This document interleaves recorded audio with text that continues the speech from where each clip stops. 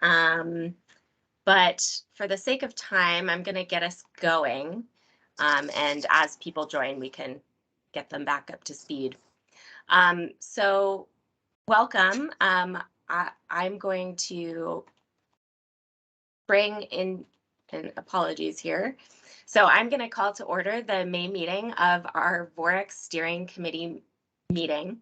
I'm Jackie Dagger. I'm the program manager for the Vermont Outdoor Recreation Economic Collaborative. And although it's a beautiful sunny day outside, I am really excited to be here with you all and have a regular bi-monthly meeting on our calendars. I'm also really excited that we're welcoming a couple of new steering committee members today. Welcome, Fraser. We also have Danny Hale joining us, but unfortunately he couldn't join until 9:45 a.m. So we'll welcome him in when he joins.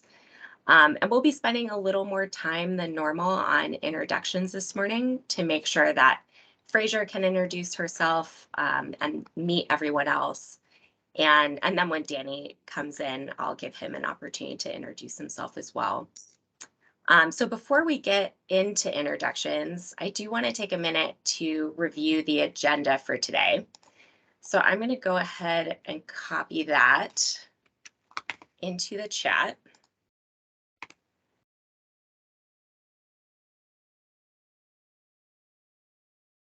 Great.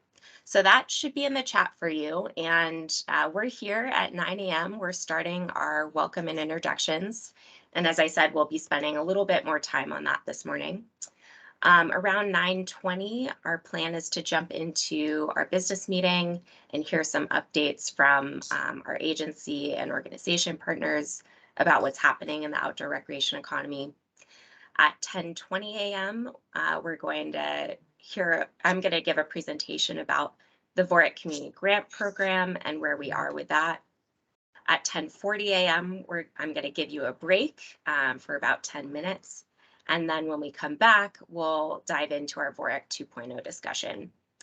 We'll start to wrap up around 11:50 a.m. with public comment and other business at 11:55 a.m. and then adjourn at 12 p.m. So we have 3 hours together this morning. All right, any questions about the agenda? Anything we should add? Cool. Hearing none, I'm going to move us forward to introductions. So as always, we appreciate members of the public who can join us. We know you're taking time out of your regular work day to be here for 3 hours, and that's not always easy. So thank you for your time and interest in the work VOREC is doing. If you are a member of the public without an active role in today's meeting, we do ask that you keep yourself muted with your video off. We do have a public comment portion of the agenda, as I just said, and we'll give you the opportunity to share any comments or reflections you have then. I also invite you to go ahead and introduce yourself by dropping your name and organization into the chat. So I'm going to be leading verbal introductions for steering committee members, staff, and partners who are playing an active role in this meeting. And as I said, we have Fraser here with us this morning. So I'd like to start by having Fraser introduce herself. And Fraser, I'll turn the floor over to you in a minute. And when I do, I'd like you to go ahead and share your name, your organization. Would love to hear a brief background about yourself and one reason why you're excited to join the steering committee. So Fraser, please go ahead when you're ready. Okay, good morning, everyone. Thanks for having me. Hello to those of you who I know and to those of you who I haven't met yet. My name's Fraser Blair. I am Vice President of Merchandise Planning at the Orvis Company, where I have been an associate for 17 years. During that time, I've either been a member of or led merchandise planning for the company, which is basically sales, profit, and inventory planning. But I have also held various other functions, including merchandising, product development and design, sourcing, tech design, QAD, logistics. So all on the product side and some combination of operations and sales driving. I also sit on the board of the Outdoor Industry Association, as well as the Green Mountain Valley School in Waitsfield, Vermont, where I went to high school. So I grew up in Facein, right along Shepherd's Brook, if any of you know that. It's a small one, but nonetheless, it is a really great brook. And I went to Green Mountain Valley School from 7th to 12th. I was a ski racer, and I competed all 4 years in college as well. And then after that, I immediately got into retail, and that's how my career started. I've always been in the outdoor industry. I started in retail in Manhattan, and then I was a buyer at the Ski Rack and Downhill Edge in Burlington for about 5 years, and then a bit more retail in Boston before I came to Vermont. I relocated back to Vermont for the job at Orvis, and I knew at some point in my life that I would come back to Vermont, and I didn't know when that would be or what capacity that would be, but I knew that it would be true. And so it happened to be about 17 years ago, thankfully. I'm overjoyed to be here and living here and in this community. And I think, you know, there are a lot of reasons why I'm excited to join all of you, but one of them is just simply that I love Vermont and I want to be a part of the outdoor community. I've always wanted to be. It's where I thrive, where I find respite, where I recharge, where I draw energy. And I hope with all of you to make that true for a lot of other people. So I live in Sunderland with my wife, Leah, who is also a Vermonter, a two-time Olympian mountain biker. She's out on her training ride right now. She's thrilled to know about this and to have me joining all of you. So that's me. Thanks for having me. Awesome. Thanks, Fraser. We're really excited to have you. And just as a reminder, Fraser is joining us in our representative position for outdoor recreation companies or Vermont outdoor recreation industry. All right, so I'm going to go ahead and turn it over to or lead interjections for our steering committee members. And I'd like you to share a little bit about yourself with Fraser. So when I go ahead and call your name, please introduce yourself with your name, your organization, and one reason why you continue to participate on the steering committee. What keeps you coming back? So with that, I am going to start with Mike, Commissioner Snyder. Go ahead. Thank you, Jackie. Good morning, everybody. Thanks once again, as ever, for sticking with us and making time and joining. Special welcome to you, Fraser. Appreciate your introduction. And as Jackie said, we're thrilled to have you. So I'm Mike Snyder. I'm Commissioner of Forest Parks and Recreation and Chair of the VOREC Initiative. And I guess by way of further background, I would just say that, so I'm here by dint of title. I'd like to think that given my interests as a forester, professionally, and as an outdoors person, and a how do I do this, Drew? I'm trying to say all of the above in the various descriptors of outdoorness. And because of that, I'd like to think I'd be here even if I wasn't commissioner and all that. So I'm into it, and I'm really glad that this has happened and is happening, and we're heading into 2.0 as we've been discussing it of late. I'm grateful for the folks who've been here from this before the start and new folks as well. And that's kind of where I'm coming from. Super into it, grateful as heck, and more to come. Thank you. Thanks, Mike. Josh, go ahead. Hi, everyone. Good morning. Josh Hanford. I'm Vice Chair and also Commissioner, but Commissioner of Housing and Community Development. Like Mike, I would like to think I'd be involved regardless of where I work and title, since, you know, being outdoors is what motivates me.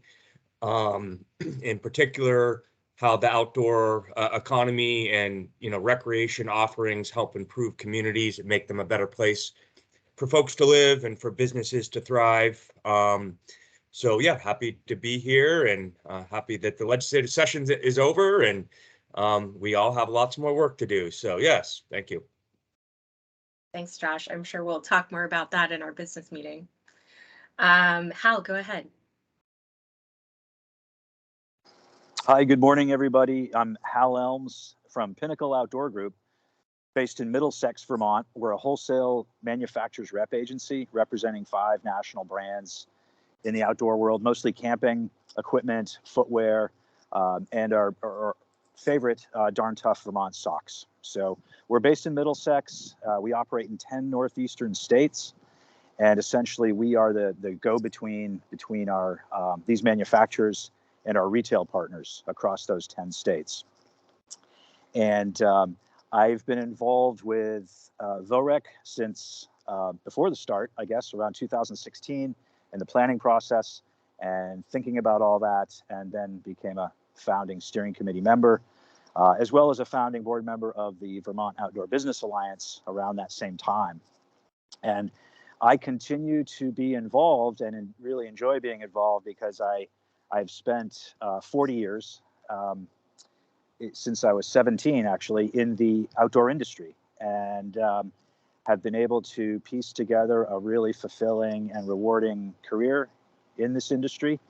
And I'm hoping that our efforts through VOREC will also create an environment or foster an environment that would allow other people to do the same, or at the very least, get out and enjoy all that Vermont has to offer in that regard. And so that's why I keep coming back and find great reward in all this work. And have known Fraser for a number of years now, back to the ski rack days. And so Fraser, welcome. And I can't think of a better person to have filling that seat. So thank you for your willingness to jump in and participate. We're really glad to have you.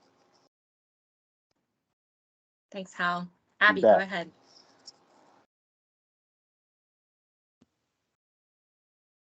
Hi, Fraser. Welcome. My name is Abby Long. I'm the Executive Director for Kingdom Trails up here in the Northeast Kingdom.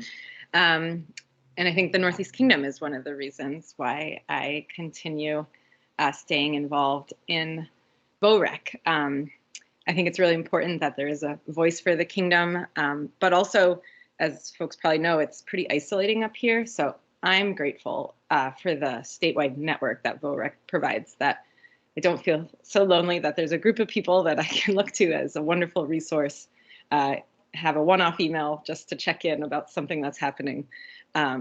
So I'm just grateful for the good company. So yeah, we're grateful to have you, Abby. Thanks. All right, Kim, go ahead. Hey everybody, good morning. My name is Kim Roop. I am with the Vermont Council on Rural Development. I currently live in Rutland County for the next 12 hours and then headed to the Northeast Kingdom. So maybe I'll see you, Abby. So I apologize in advance. I have a U-Haul showing up at some point this morning, so if I need to bow out for a moment. My background is economic development. So VOREC obviously, was a great, partner with economic development for the state, and obviously outdoor recreation is just such a key component of that. So, and like Fraser, I just love Vermont and love outdoor recreation and kayaking and hiking and whatnot in Vermont. So always happy to be a part of VOREC. Thanks, Jackie, and welcome, Fraser. Great. Drew, go ahead.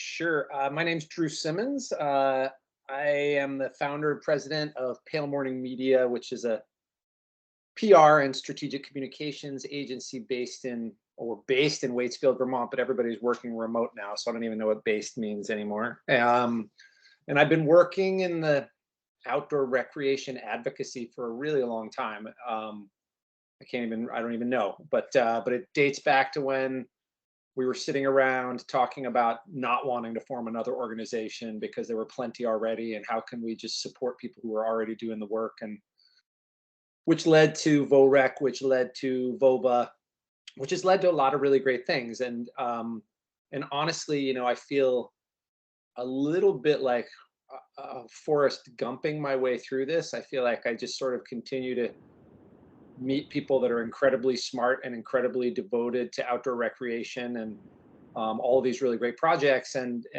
I continue to remain involved because I feel like as far as I've come on this journey, I still feel like I'm a beginner and that I'm learning every day. I feel like I'm just scratching the surface of it. I'm definitely, I mean, it's interesting. I'm both fascinated and I feel like I'm strangely educated in a lot of these topics from being involved in the outdoor industry for so long. I've started writing more about outdoor recreation economy topics at Wicked Outdoorsy.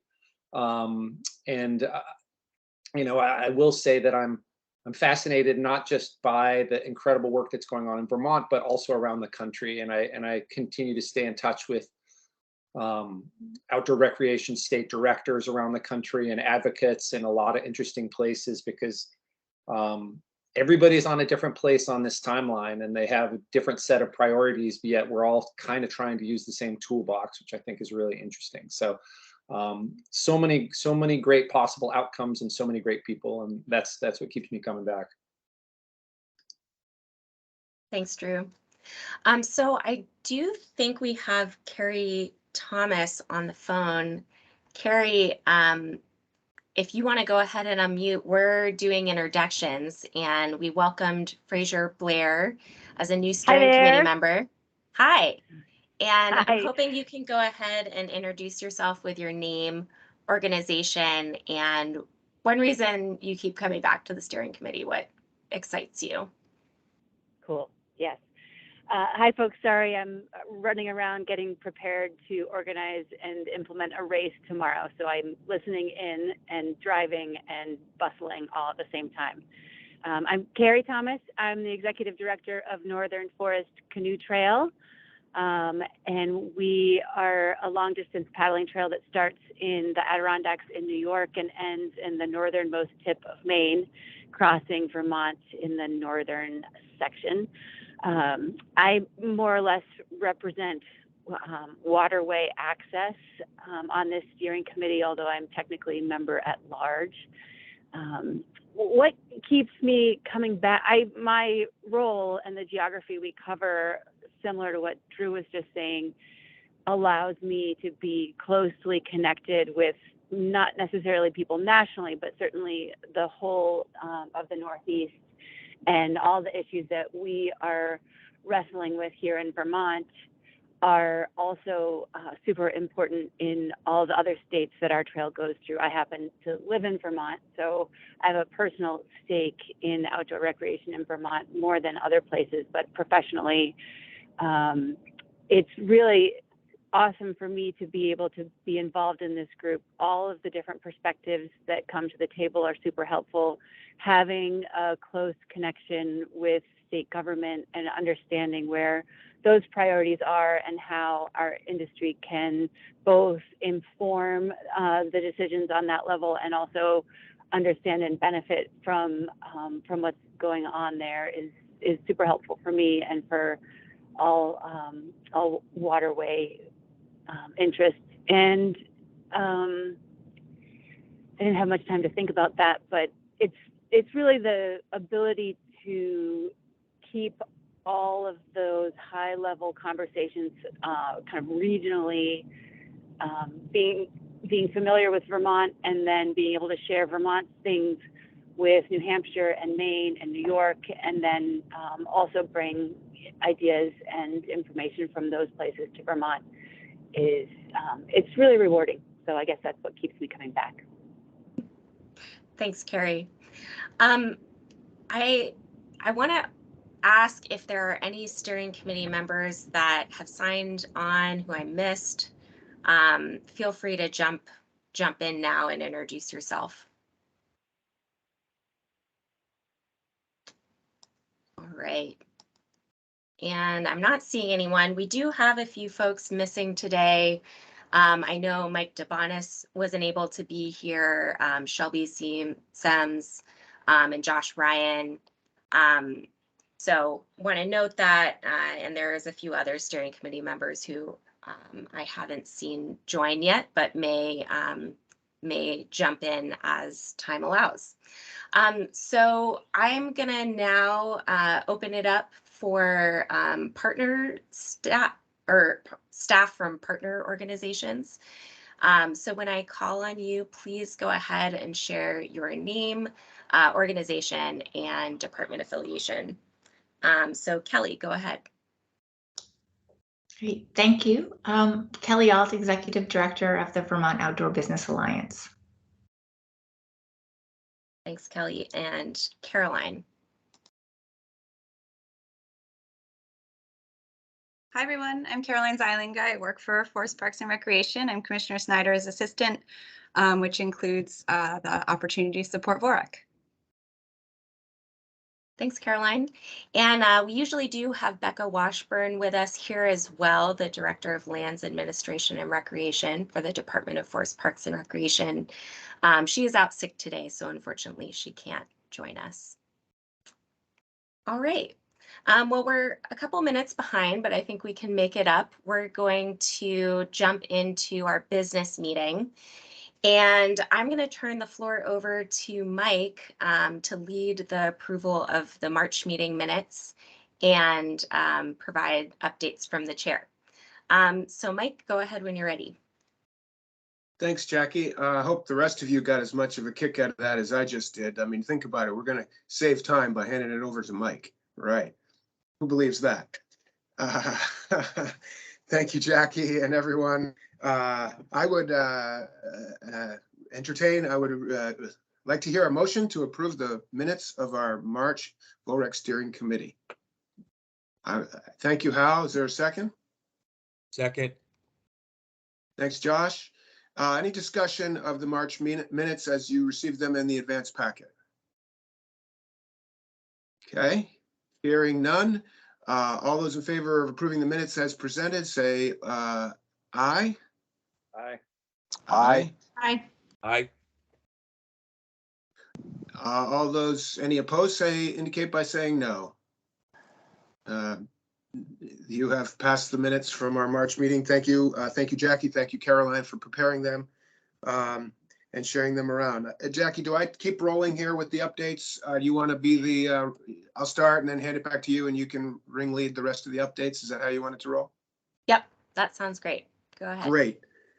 Well, updates for me would be, again, to begin with, welcoming new members, returning members, but especially the new members, and maybe a quick request. So Danny's joining, not quite yet, right? So we'll get back to Danny, which is exciting as well. And I want him to hear this later somehow, but I'll say it now. My big request is seasoned veterans of all vintages. I'd ask you all to not only welcome, but please reach out to these folks, be available to them to provide input, catch them up, get connected, just kind of encouraging a bit of engagement here. Really appreciate, Abby, your notion of what among the things that VOREC is and can be and functions as is this network to connect with. That's really super to hear. And I'm encouraging folks to jumpstart those relationships with our new members as best we all can. Please do so. I guess I have to echo Josh here. The next update is just give a quick update on the legislative activity. The biennium, the COVID biennium ended last night. So can recap some things. And then as Josh has indicated, there's a lot that comes next for lots of us. There's work to be done. There's money to spend. There's partners to engage.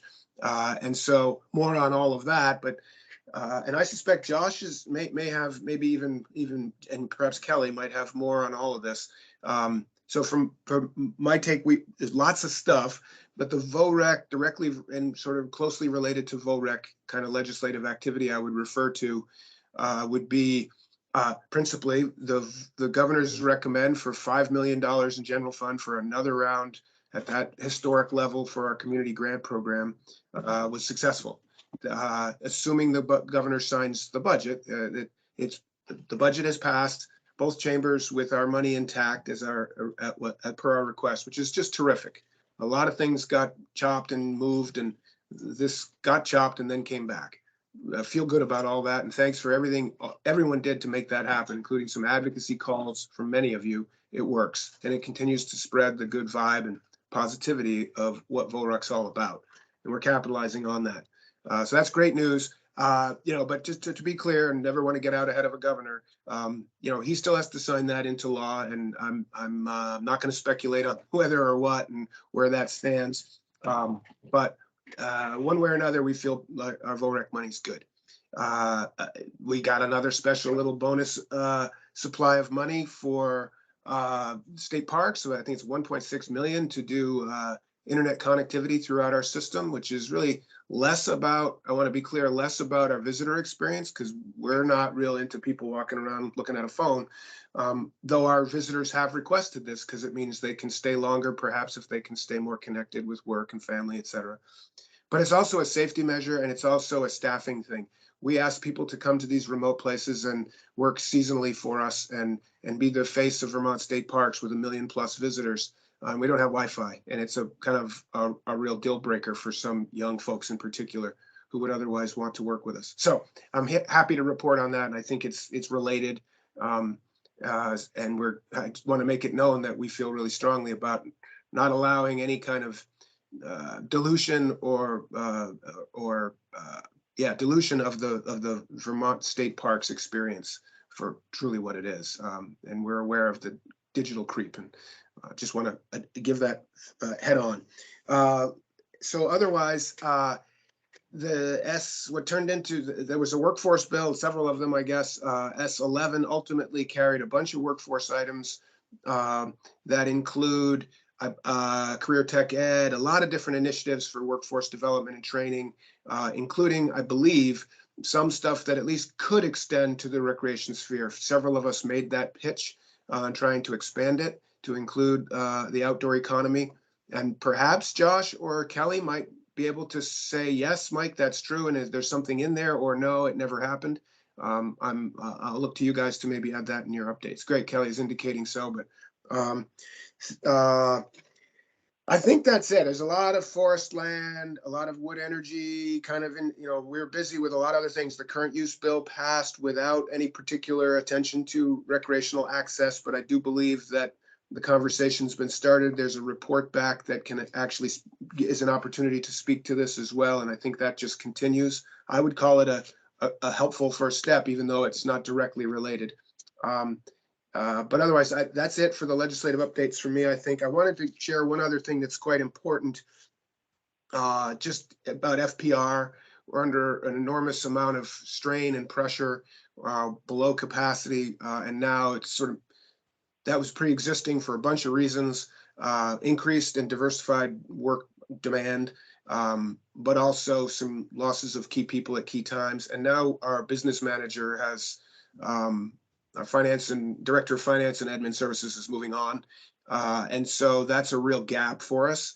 We've got some new people under her in roles, still learning and catching up. So the short of it is, as many of you and partners with us in grants and contracts perhaps are experiencing, we're like epically behind. And I just want to own it and explain it and ask everyone to understand and help us as we do all kinds of creative things with ACCD and VTrans and Agency of Administration for kind of a mutual aid package to help us hold it together and dig out. And we're very keen on getting service to partners and Vermonters, and we're not providing that service in a reasonable way right now. So I'm just being honest and explaining what it is. It's not for lack of trying, but people are going to have to, we all have to adjust to it, and including expectations and timelines. It's a bummer, but I need to say it.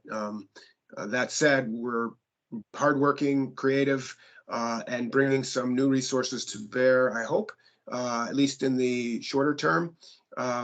And we're not going to give up. We'll keep digging out. So I'm asking for folks' understanding and patience on that.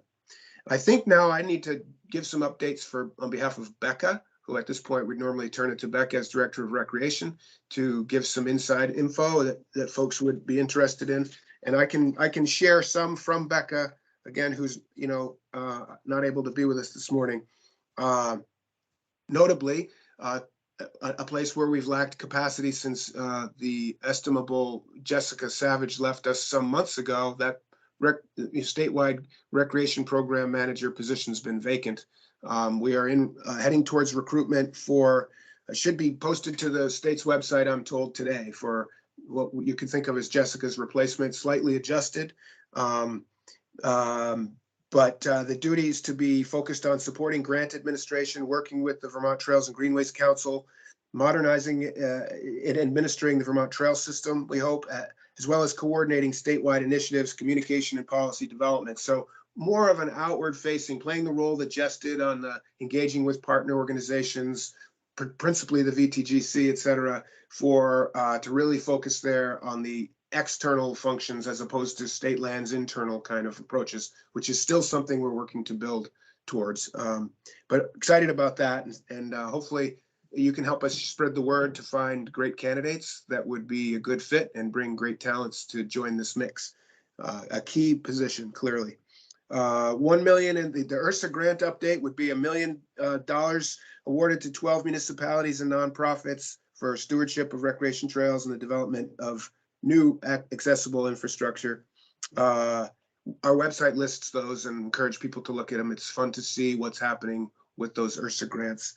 LWCF, that is the Land and Water Conservation Fund, a federal program of significance here. Many of you know we have an increase, a significant increase in LWCF funding, and combined with some what Becca calls residual challenges from the previous administration, the federal administration. LWCF itself at the federal level is kind of a mess, and we're sort of still navigating and trying to get clarity and be able to move forward, working with the National Park Service through partners, et cetera. But we do hope to host a community grant round this fall through LWCF.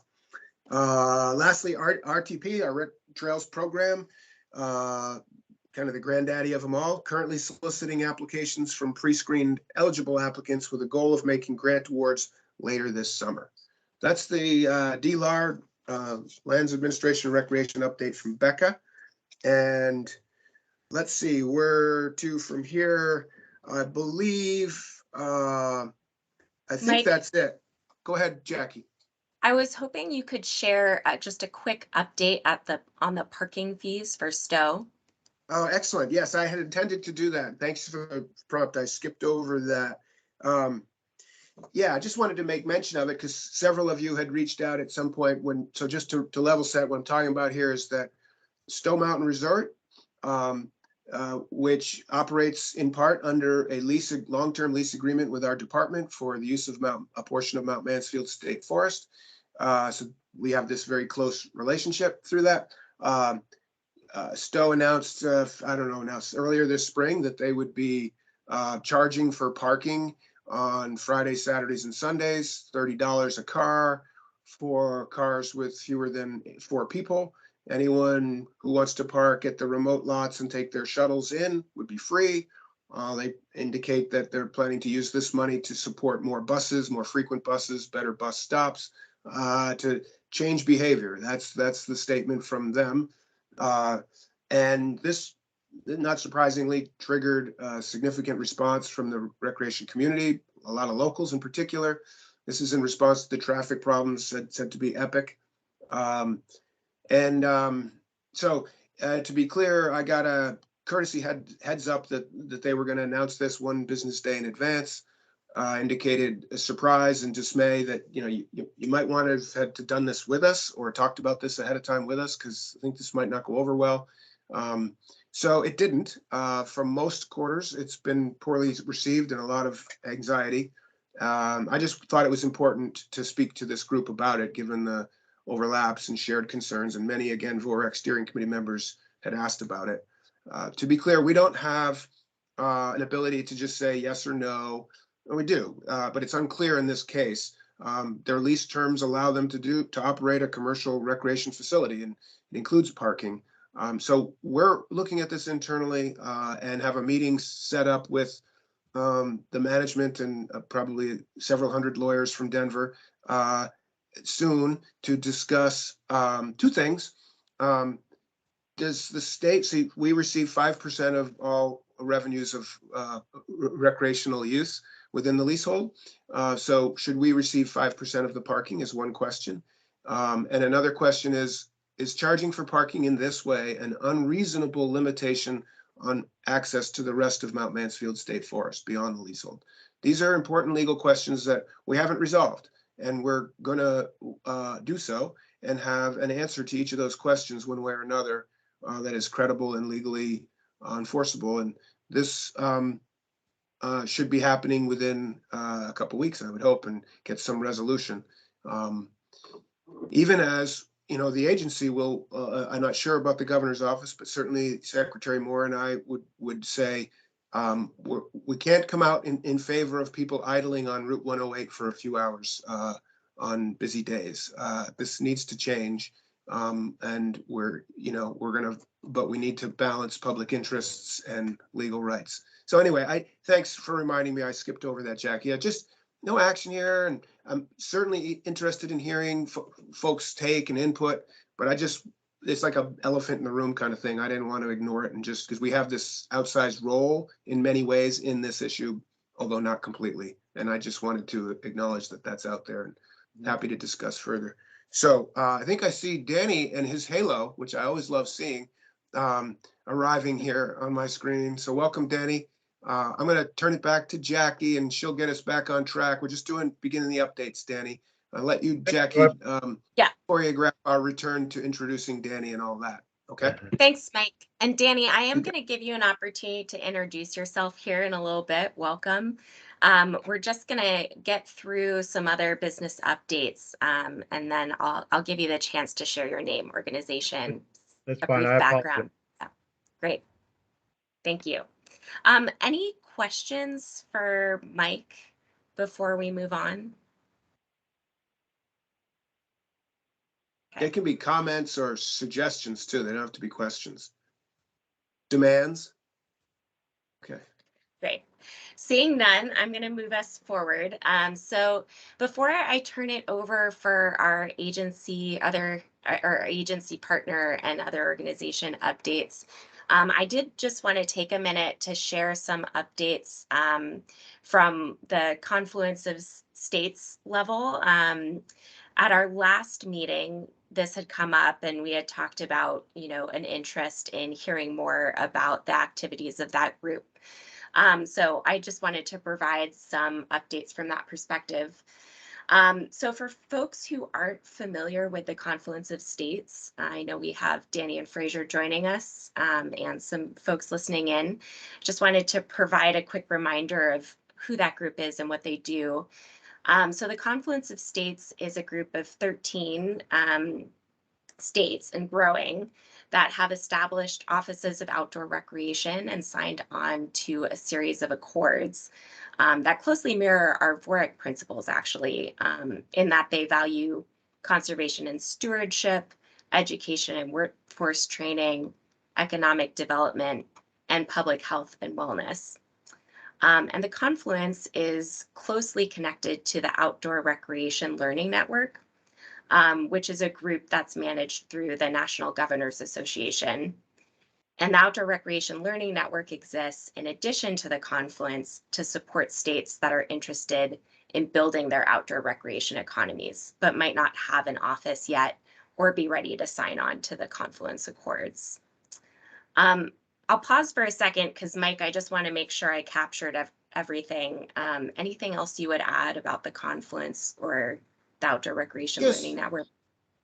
Thanks, Jack. You nailed the basics. The only thing I would just add with gushing pride for these folks to know is that the Confluence Accords were heavily created, informed and created and even written by several members or original founding members of the VOREC steering committee. Drew and Hal, who am I forgetting here? Myself, us, a handful of folks. So that's some who aren't with us in this forum since. But anyway, just that we have this. Vermont was the first in the East, and we're part of creating the darn thing, and we should all be really proud of that. Punching above our weight class once again in good old Vermont. Yeah, it's a great group, and I think for us, it's important to stay connected to what's happening with that group because that is the national level conversation about the outdoor recreation economy. So I participate in the Confluence of States along with Mike in monthly meetings. And since our last meeting in March, the Confluence has been preparing to visit Arkansas the week of May 23rd. And I'm going to be going on behalf of Vermont. And the plan is for state representatives who are part of the Confluence to head to Bentonville, Arkansas early in the week, where we're going to learn more about the Walton Foundation and what they've been doing there to build the town's reputation as a mountain bike destination. That includes meeting with folks from the Walton Foundation, getting on some bikes and checking out some trails, and visiting the university, which has a mountain bike mechanics program. And then later in the week, the Confluence is going to join the Outdoor Recreation Learning Network Summit in Little Rock, where at the end of that summit, we're going to be doing a signing ceremony to bring in new states to the Confluence. So that includes New Hampshire, Maryland, and Arkansas, who are going to be joining. Back in March, we had thought that the signing ceremony might happen as a part of the National Governors Association meeting in Maine, but that we obviously switched gears and that's no longer happening, and whether or not there's a Confluence presence at the Maine meeting is still up in the air. So Mike, I see you have your hand up. Go Yes, ahead. I just thought it was worth noting that Fraser had mentioned the Outdoor Industry Association and her engagement there, and just that the Confluence of States movement has partnered and engaged heavily with organizations like OIA, the Outdoor Recreation Roundtable, and others. So there's this other overlapping connection. I just thought I'd make that connection, given that Fraser's joined us and has that other role with OIA. They've long been sponsor and supporter and partner in the Confluence of States becoming a thing. I just want to acknowledge that. That's a good thing. Great. Thanks, Mike. Yeah, so I am, if you are interested in learning more about what's happening in Bentonville, I definitely encourage you to reach out to me before the week of May 23rd. If you have questions or an interest in what Bentonville's been doing, I'd love to know what you're thinking about, and bring those thoughts and questions with me as I check out what Bentonville is doing and thinking about how it might connect with what we do here in Vermont. Any questions before I move on? Any questions about that meeting in Bentonville, or the ORLN, the Outdoor Recreation Learning Network meeting in Little Rock? Jackie, I just have a comment, and I'm not sure when you all are planning to head down there, but there is on Saturday the 20th, a big race being held down there in Bentonville called the Rule of Three. Leah will be there racing, as will a number of pros. So could be a good way to see the facility in action. It's a pretty incredible network of trails that draws a lot of people, and they've been putting on some races and trying to engage the community in many ways. That's one of them, by bringing pros in. So that's happening on May 20th. Nice. That's great to know about. I will be flying in on Monday, so I think I'll just miss it, but maybe there will be some people remaining that I can talk to. Good to know. Thanks, Fraser. Great. Well, just a couple of other updates from that sort of national perspective before we move on. So the other update on the Confluence is during our last meeting in March, I mentioned that the Confluence was hiring for a fellow. That fellow has now been hired, and her name is Maribel Castaneda. And as Maribel gets started, her focus is going to be on building a communication strategy and administrative backbone for the Confluence. So we know that during the pandemic, the Confluence sort of presence on the national stage has been more limited, but hopefully with Maribel coming on board, there will start to be more public engagement again. And then my last update, I just wanted to share that we know the summer OR show in Denver is also coming up. And Kelly, you may talk about this a little more, but we know that there aren't a lot of Vermont businesses that are going to be participating in that show. But regardless, I am still planning to go on behalf of Vermont. And if you all have any questions, any thoughts, anything you'd like me to keep in mind as I'm there, I'd love to hear from you through email. Yeah, before I think that's June 9th and 10th. So please feel Jackie, free I to. have a quick comment on that too, if that's okay. Yeah, go ahead. So the show in June looks like will be fairly under attended by historical perspectives and numbers. So it wouldn't just be Vermont businesses that were attending in fewer numbers. It's true across the board. Thanks, Fraser. Appreciate that perspective. All right. So with that, I think I've taken up enough space. I am going to turn it over to our partner agencies and organizations. So when I call on you, please go ahead and unmute and share your updates. So we'll start with Josh and updates from ACCD. Go ahead, Josh. Thanks, Jackie.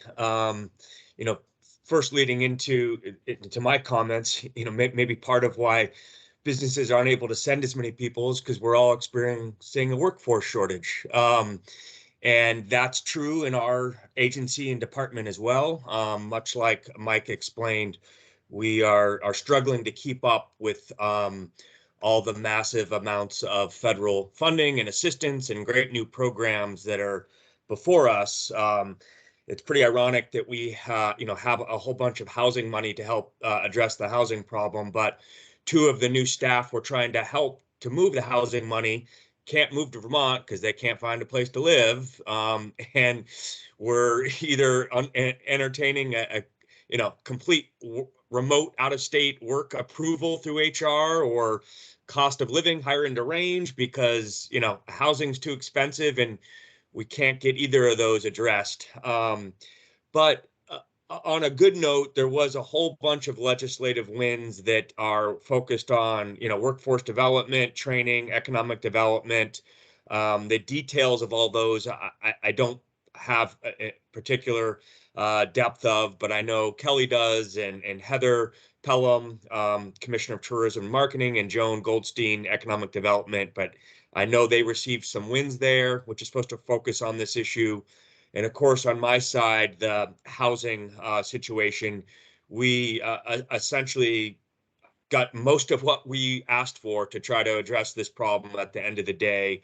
$20 million to invest in existing housing stock that we can, bring units online quickly.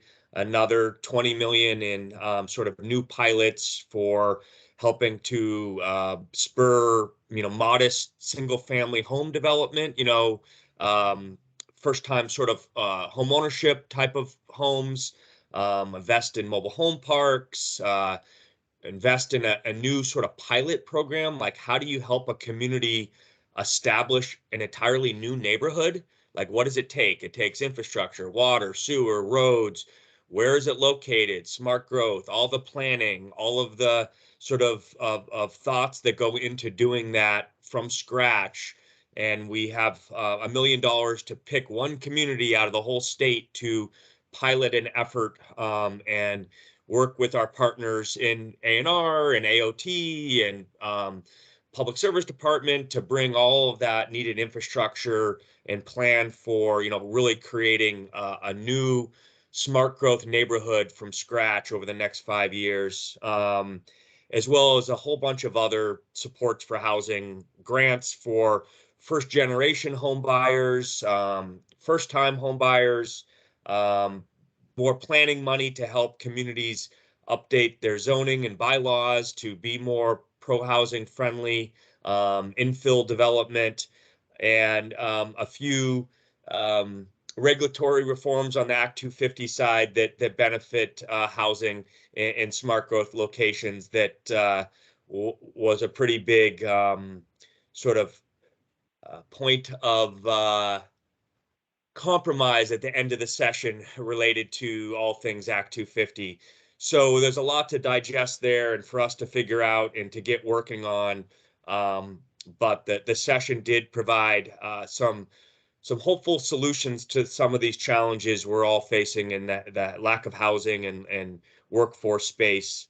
On a little bit more practical level to Vorak, I think probably Jackie and Kelly and others may bring up some of this. So just at a very high level, I know there's some MBRC money that was put towards efforts with Vermont sports to showcase some of the new Vorak applicants, as well as some presentations that are going to take place at the Travel Recreation Council from Jackie and a few of our partners.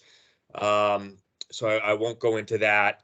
But one thing that has come up that's very minute and practical to let folks know is, of course, a lot of our Vorak grants went towards efforts that supported work on the Lamoille Valley Rail Trail, different connections and whatnot. And there's been some recent efforts to try to look at doing dual language signing on there. There's close to 40 million people living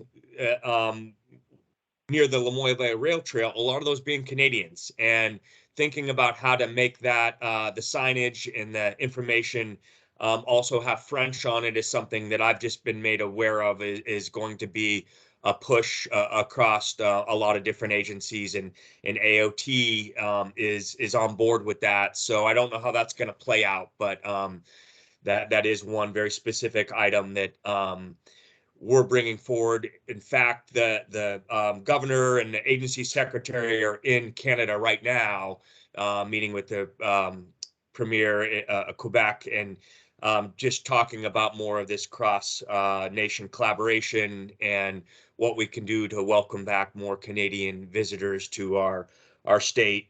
So those are my general updates. Happy to take any comments or answer any questions that I can as well. Thank you. Thanks, Josh. Any questions for Josh? Thoughts, comments? All right, seeing none. I have one. You gonna get a break, Josh?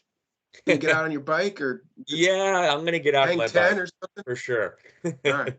And my fishing You've earned pole. it. Nice work. Skiing will have to wait, but yes, for sure. Good. You've earned it. Awesome. Nice work. Thank you. You too. Thanks, Mike. Great. All right, well, I'm going to turn it over to Kelly next for updates from the Vermont Outdoor Business Association or Alliance. Go ahead. Great. Thanks, Jackie, and thanks for inviting me to present about the work of the Vermont Outdoor Business Alliance. And we've been excited to work closely with VOREC and many steering committee members and agency partners on a lot of the projects, some of which have been referenced, which I can share a little bit more about. But first, just want to start out with, we're just really excited about this partnership around the Vermont Sports Magazine insert. Not only do we have great weather here, trails are opening, events like Carries are happening, and we have heard from our trends analysts that there is an anticipated continued boom in outdoor participation, with 59% planning to spend more time and 45% planning to spend more money participating in the outdoors this summer. So the partnership around the Vermont Sports Magazine insert was well timed to kick off a lot of stoke and a lot of travel planning for Vermont. And I have a little show and tell. If you haven't seen this yet, look for it. This is the insert. It's an 8-page insert in the center of Vermont Sports Magazine, which has been distributed around the state and is online. And I'll put that link in the chat soon. But we're excited that we had, Jackie? Oh, I was just going to say, just for context, to sort of like get everyone on the same page, I did send everyone an email about the insert in Vermont Sports Magazine earlier this week. I hope you had a chance to see that. It highlights 11 of the communities that we're granting to for the VOREC Community Grant Program. Yes, and it is built upon a foundation in 2020 when VOBA received a grant from Department of Tourism and Marketing to do a new base camps insert in Vermont sports, a winter guide, a winter outdoor recreation and business guide based on the original 9 Vorak communities. And it was really well received. It pieced together not only places to play, but places to shop and stay and eat.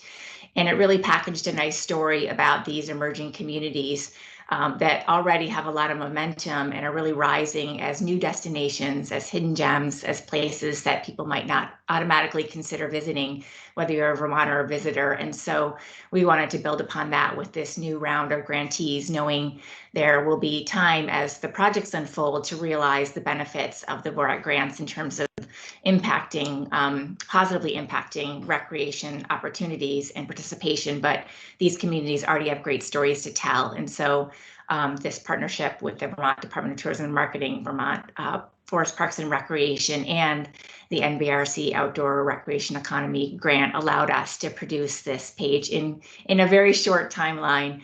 But we have hundreds of businesses listed in there and the 11 communities, and also featuring some of the statewide projects, including VOBAs. And already it's gotten a lot of response. People are really excited about the linkages that we're all trying to make between the downtowns, the villages, these landscapes and recreation places. And hopefully it will result in some renewed interest or new interest in some of these regions around the state.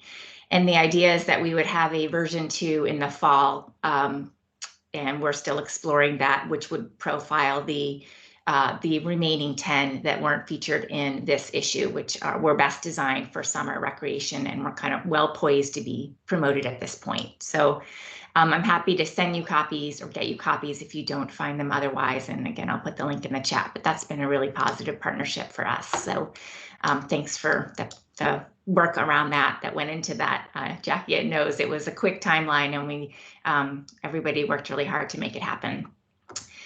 But that leads to the Vorak grant. So again, VOBA is we didn't know back in March when we last presented, but we're really thrilled with our VOBA grant from Vorak, and already the project team has been mapping out our work plan for workforce and business assistance for the outdoor sector, and it's very aligned and very complementary to the legislative work, to what education is doing and reorganizing itself to be better oriented to employers, what employers want, what are the jobs of the future in Vermont, and the industries that are priorities for the state, like outdoor rec. So we have a lot of opportunities that are unfolding. We did focus largely on technical occupations, looking at bike mechanics, trail construction, and gear and apparel manufacturing, as well as recreation instruction for guiding or for kind of skill-based instructors. But we know that a lot of those jobs are really hard to fill right now, and they're in high demand. It's an exciting problem to have, but by producing this talent pipeline and thinking about ways we can do some short-term training and some long-term development of these career pathways for Vermont's youth, young professionals, those who want to relocate or live here and find their place within the outdoor sector. Those are all pieces of our project, and as well as especially recruiting for diversity. And we have some partners that we're working with to see how can we expand inclusivity, create opportunities for education and training, business ownership, business advancement by underrepresented communities like BIPOC, LGBTQ, women, and all ability populations. So we're really excited about that work. And then a small piece of it is also then to work with a handful of companies in these outdoor destinations to support their business and expansion needs as they pivot themselves towards these new opportunities. How can they have a new marketing strategy? How can they develop more of a workforce strategy or an operations strategy to meet the demand for recreation and provide good services and experiences to these communities that are really excited to welcome people to them? So that's thrilling. And then I will get to the policy piece in a bit, but just one more piece is that we did wrap up our work with SIMPACT, UVM's MBA program in sustainable innovation. We had a team working in February and March on focus groups and interviews involving 55 businesses, which largely inform and reinforce that we're all doing, clarify some of the needs of the industry for workforce and for training and education.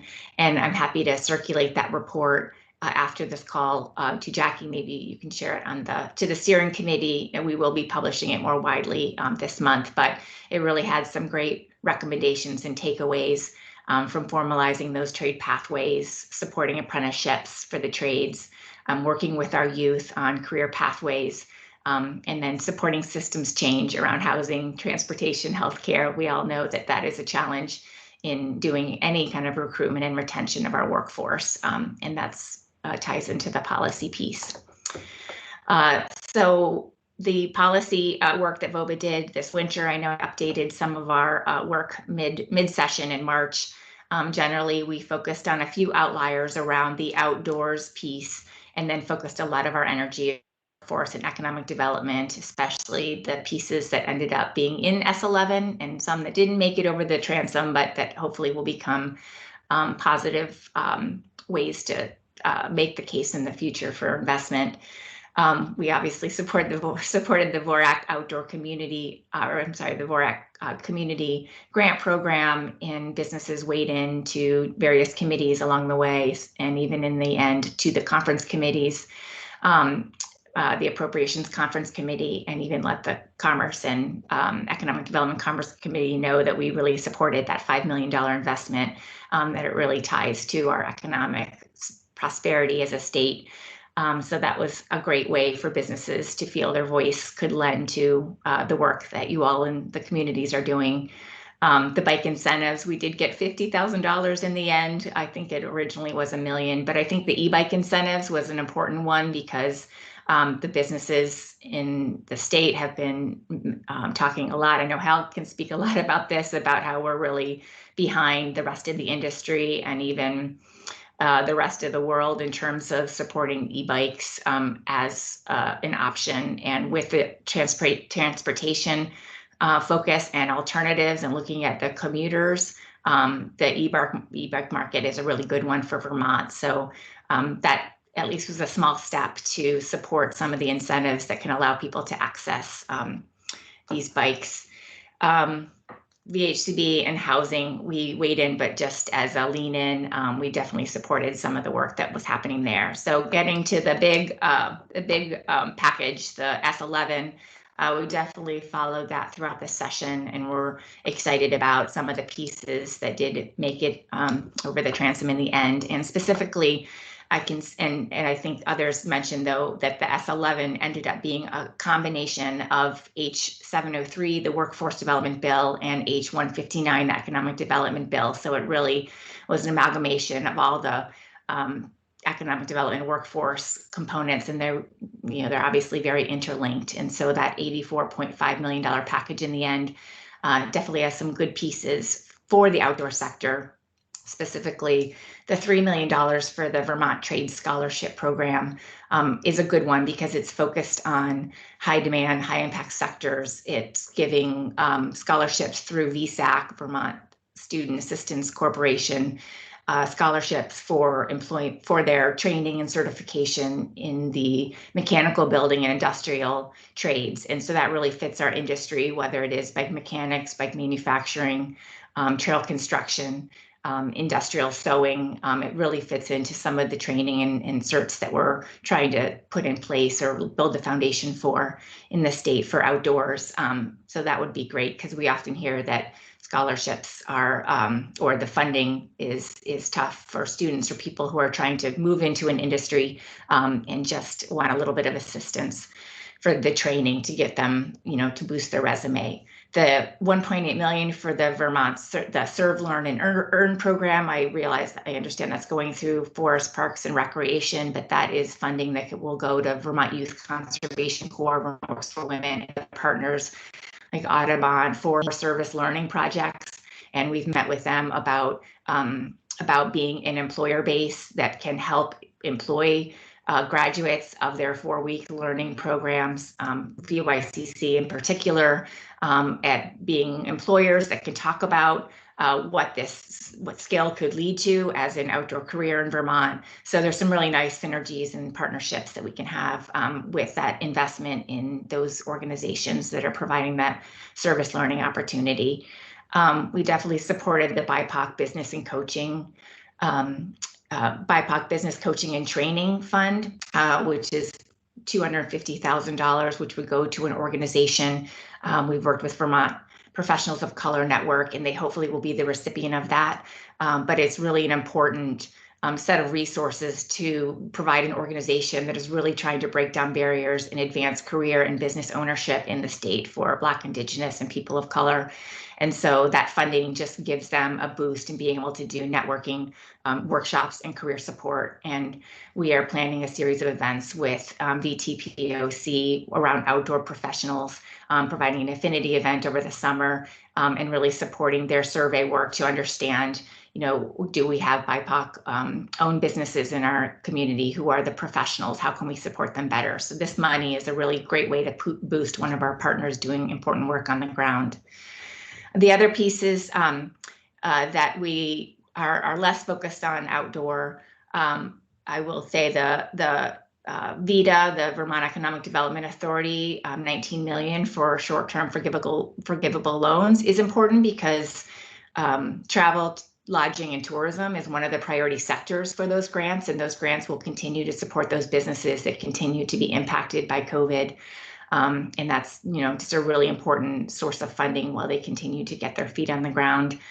We also supported what was the Capital Investment Grant Program, but now is the Community Recovery and Revitalization Grant Program, $40 million for transformative projects that can spur job growth and economic development. One of our, Petroglyphs Climbing Center applied for a grant on the first round. We know a lot of businesses have investment and expansion ideas and are just looking for that infusion of capital. So this would be an important fund. The paid leave grant program, many businesses continue to have struggle with workers being out because of COVID, whether they're caring for themselves or a family member, and have exhausted a lot of the paid leave. The federal program expired or was expended, and so this is really our state-based effort, and especially companies that only have a few employees. I mean, Sam Hooper just spoke to this the other day. Like one person's out, it really throws off the whole manufacturing line. So being able to support those employees and not taking a financial hit because they have to do the right thing is really important. So that was $15 million. And then just, sorry, real quickly, I know I'm going on, but I know. I think I just am recognizing that we still have the Vermont Trails and Greenways Council, and I want to leave time for Danny as well. So thanks, Kelly. I will just wrap up there. There were a few other things I'm happy to share, but I wanted to make the connections with outdoor. And then I'll just make a final plug. And the two I won't talk about, but the relocating employee incentives and the Think Vermont piece, which didn't get funded, were things we were involved in. But lastly, having a final virtual event hopefully, because hopefully we can see each other in person more over the summer and fall. But it's on May 27th. It's focused on entrepreneur exports and economic development. We have Commissioner Goldstein speaking. We have the Montreal-based company that's supporting Vermont companies in export markets. And we have two entrepreneurs, Bivo Cycling Bottles and J Skis, who's opening up a ski shop and bar in Burlington, speaking about what their needs are. So spread the word. Should be a really engaging conversation and a lot of resources that are available. So I'll throw that out there and send the link around. Anyway, thanks for your time and happy to answer any questions. Great, Kelly. Yeah, I mean, I think it's just reflective of how much is happening right now around the outdoor recreation economy and how linked the conversations that have been happening in the legislature are to the work that we're doing. I am curious, is VOBA planning any sort of policy summary in like your newsletter or anything like that where folks could find more information? Yes, we are planning a comprehensive wrap up in the next few weeks. And I even made a note to run run it by Becca to make sure I get those updates in it. And I've talked with Champlain Housing Trust about running past the housing piece. Josh, I'm happy to run it by you, but I know you're busy. But yeah, kind of a wrap up of all the things that we feel like are connected to outdoor recreation, so people have that information. Perfect. So yeah, lots of information, and it sounds like there'll be something in writing that folks can follow up with Kelly about. I do, for the sake of time, I'm just going to move us forward, and please feel free if you have questions to reach out to Kelly directly. Abby, I'm going to turn it over to you for the update from the Vermont Trails and Greenways Council. Go ahead. Awesome. You can count on me to be quick. And I'm so grateful that Danny's been able to join us and is now on the committee, because he's the actual co-chair of the Vermont Trails and Greenway Council. So moving forward, I'm hoping he might take on the updates and take the pressure off me. But I'll have one last hurrah right now and go out with a bang. So last meeting, I gave an update that the Vermont Trails and Greenway Council is working to create an educational document on what the council is, as we've really realized, especially with the pandemic, that a lot of legislators and the public are just not familiar with the council and our state statute to serve as the consolidated and expert voice of rec trails, and plus provide guidance to FPR and policymakers. And we created a document. So I'll make sure to drop it in the chat, or I can send it to Jackie to email out to folks. It's beautiful, it has great graphics, it's bold, it's clear bullets on what we do and who we are. So that's a win.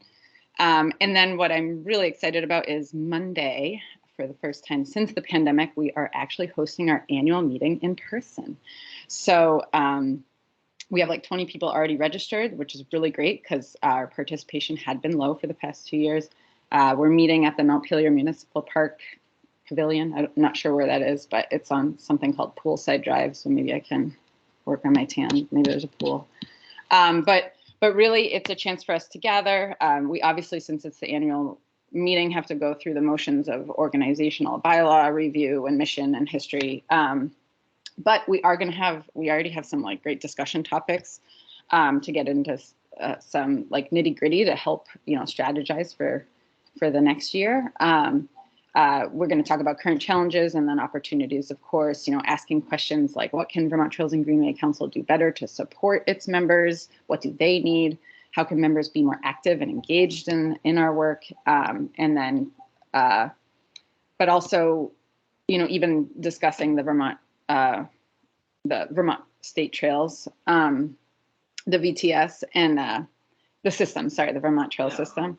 And, how do members, what does that look like to modernize, encourage people to join it? I can't even remember the last time we received an application for it. And then how could accreditation oversight be more manageable for the VTS? And of course, when we meet, FPR is represented. Becca's our kind of liaison to the department, so she'll be invested in these conversations as well. And we can bring the summary back to VOREC at our next meeting. And then if I can quick turn on my VTA hat, Vermont Trails Alliance, everyone's chatting about legislation, and there was a little bit of trail verbiage mentioned in S234, which is the act relating to Act 250.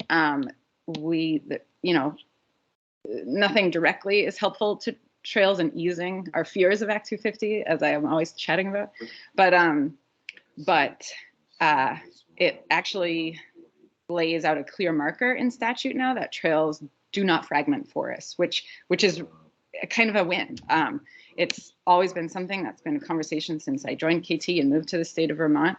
And so I think that's exciting news. Michael, you can speak more to that because I am not well versed. Well, no, I'm really glad you mentioned it, Abby. And I would just note that it's yes, we worked, I worked on that years ago, like in a whole different scenario, when the fragmentation conversation began and language started in our report, and then in the first versions of this language that's now passed, to make it clear that openings for forestry and recreational trails are not fragmenting features. So you're right that that has been like a grail for us to establish in the statute. And it's been in this language that's, as many of you know, has been in last 4 sessions. Some version has passed. It's been vetoed twice.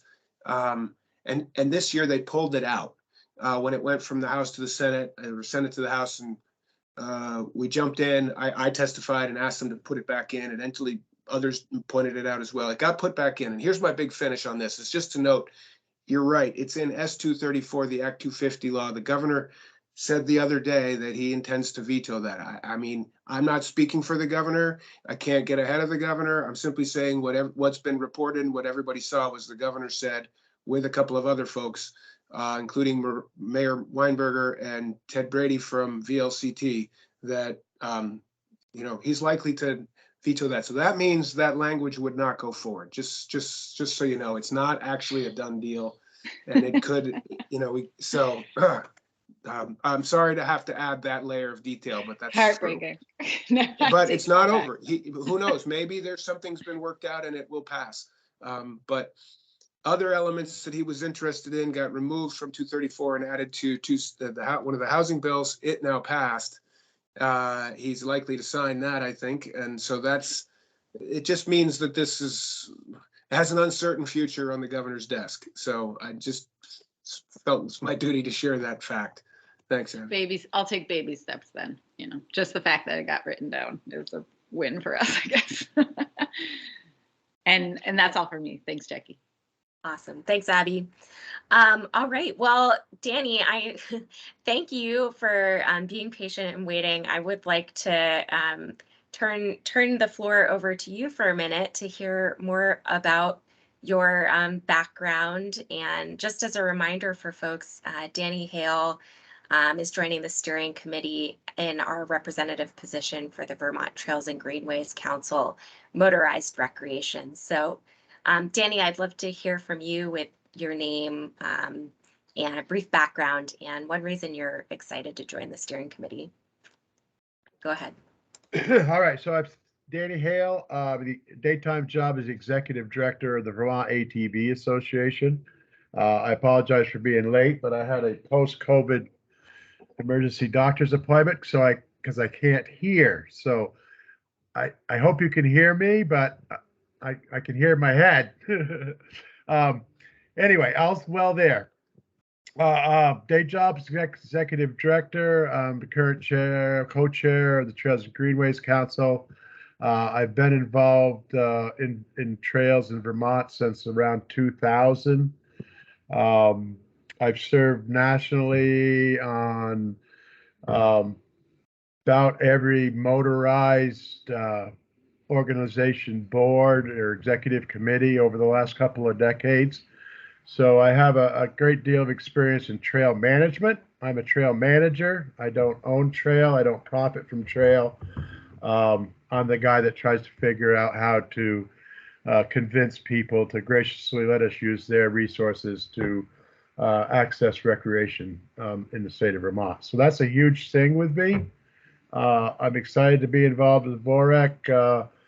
It's exciting times in Vermont. There's a great call for the benefits to the economy of recreation in Vermont. I'm up front. Mike knows me well. I'm the type of guy that says what he thinks and sometimes goes a little beyond, but the management of the resources we have in Vermont that provide this recreation is a huge thing to me. All of you folks, have a place in VOREC. It's more of an economic focus, and you'll probably over time get sick of hearing me whine about the resources that we need to take care of in order to be able to have this asset in the state in order to benefit the economy. So that's basically it. I'll keep it short. I'm glad to be here, and I plan on participating in a positive way. And thank you. Thanks, Danny. Thank you, Really Danny. excited. Oh, Go ahead, Mike. No, Jackie, I just jumping on top of you. I'm sorry. I just wanted to just be, thank you, Danny, and welcome. And I feel it's unfortunately we all went around and introduced ourselves, and maybe at some point we can find a way for you to meet others and hear others. And I had indicated in my update that, welcoming both you and Fraser as new members, asking everybody to reach out and be welcoming and beyond, to be helpful to you all and answer questions and orient you, et cetera. And I'll start that and just encourage you and thank you for bringing a voice for stewardship, and also know that it is a fundamental pillar of the VOREC. It is, you're right, it's an economic development initiative, but from the start, it's been different in that it's rooted in environmental quality and stewardship, and that's a basic pillar of ours. So welcome, and we welcome your interest there. And I just want you to know you're not alone. Even the business-oriented folks have joined because of that connection, and that's what we're committed to. So thank you. Good. Well, thank you. And I know most everyone, if not personally, I know, their organization or what their mission is. So I look forward to it. We have some challenges ahead of us, I think. So we're going to have to work hard to keep this thing rolling. And I want to be part of that. So thanks. Awesome. Yep. And that's definitely what we're here for. All right, so I'm going to move us along. We're still a few minutes behind schedule, but still confident we can make it up and get out of here on time. So I'm going to start our VOREC Community Grant Program portion of the agenda. And I'm going to be giving a presentation here in a minute. A lot has been happening since our meeting in March. And we just wanted to take some time while we're here together to update you on all of the progress we've been making. We're also curious to hear from you if you've been hearing anything from your outdoor recreation communities. And I did send some pre-meeting questions out. I hope you were able to connect with some folks and have some good discussions about that. So we'll get to that conversation after a brief presentation. So with that, I am going to share my screen and share a few slides with you all. And give me a minute here while I get to the right spot.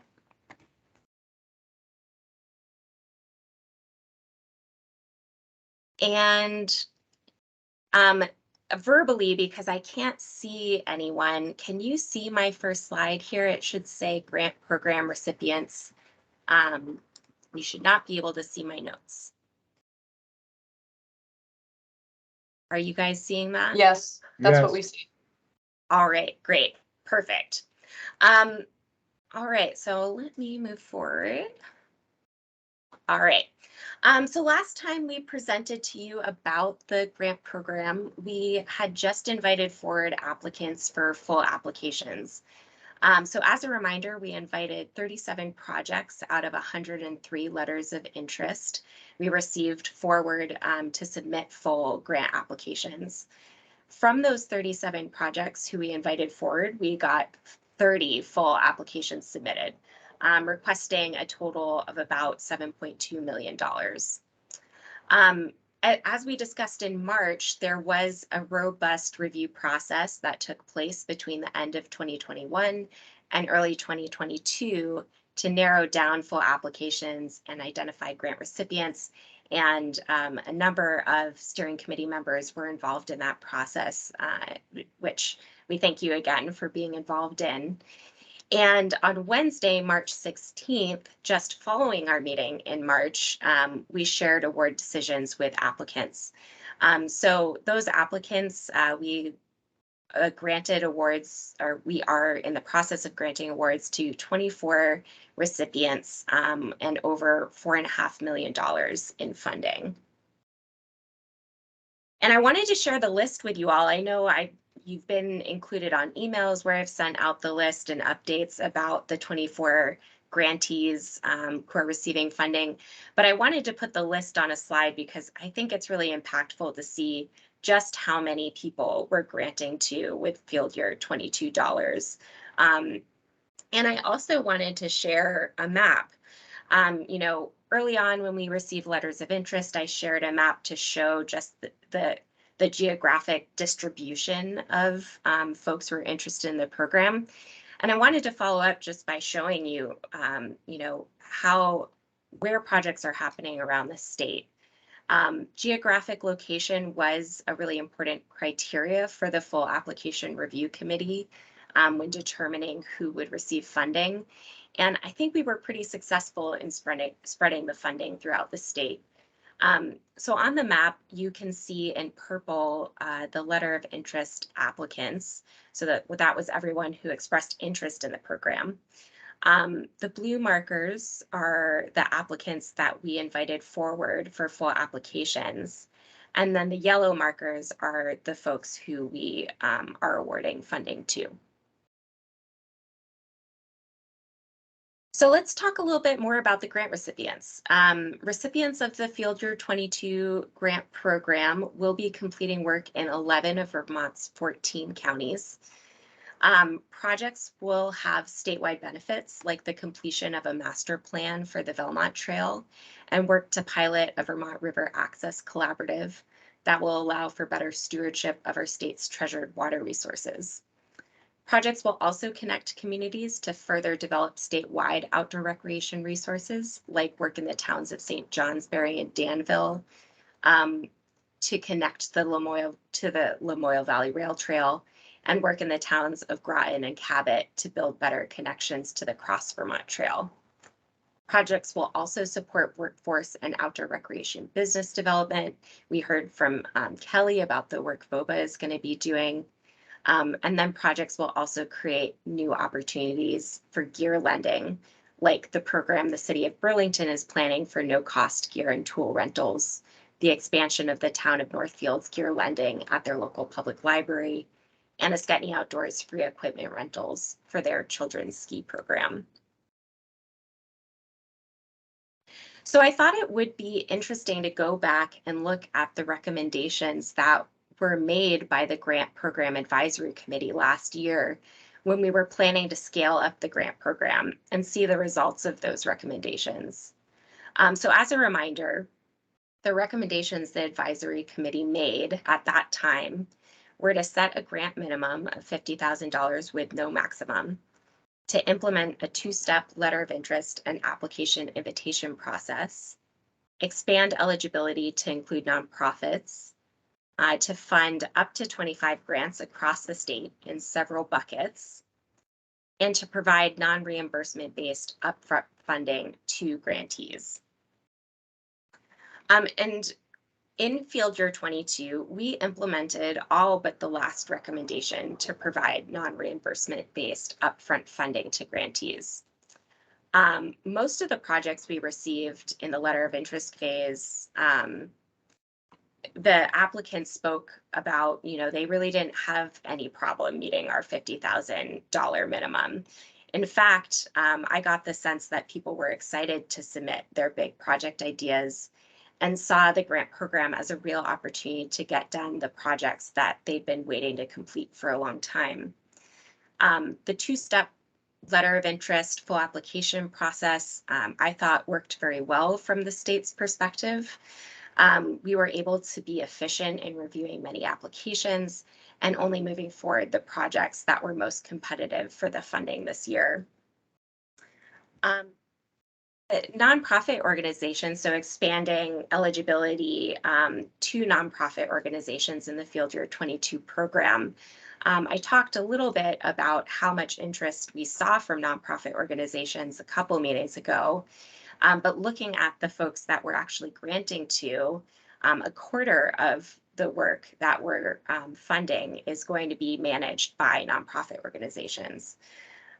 We can talk more about this in our discussion, but we did, since this was the first year that we were inviting nonprofits to apply, we did get some feedback and from nonprofits, especially those who are providing services to BIPOC or folks with adaptive recreation needs.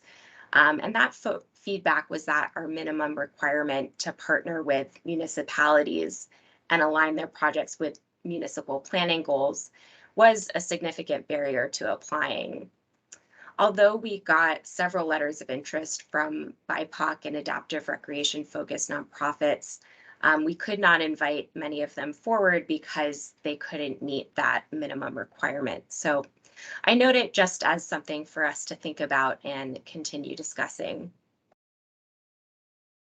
I did also want to, I took some time to look at those different focus areas that were identified, and those were equity, and by the advisory committee, that was the desire that projects cover, things like equity, local smaller efforts, regional multi-community efforts, and economic impact data.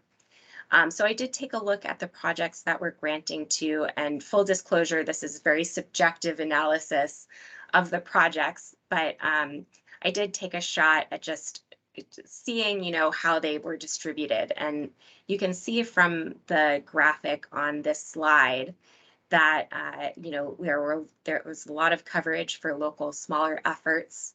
And, following that, really, granting to regional multi-community efforts, and as well as projects that include some aspects that you kind of reach this equity focus area. And I did include on this slide just a quick definition or context for what I considered part of the equity bucket, just because I think this is a very large area of interest, and I wanted to be clear about what I included. And so from my perspective, I included elements if a project had elements of accessibility for differently abled bodies, things like ADA accessible trail, ADA bathrooms, if a project provided better access to otherwise expensive equipment. So if projects included things like gear libraries or low-cost rentals, and obviously, if a project was creating programming for focused on BIPOC, I included that in that category. And I also wanted to share a little more information with you about the actual activities folks will be embarking on.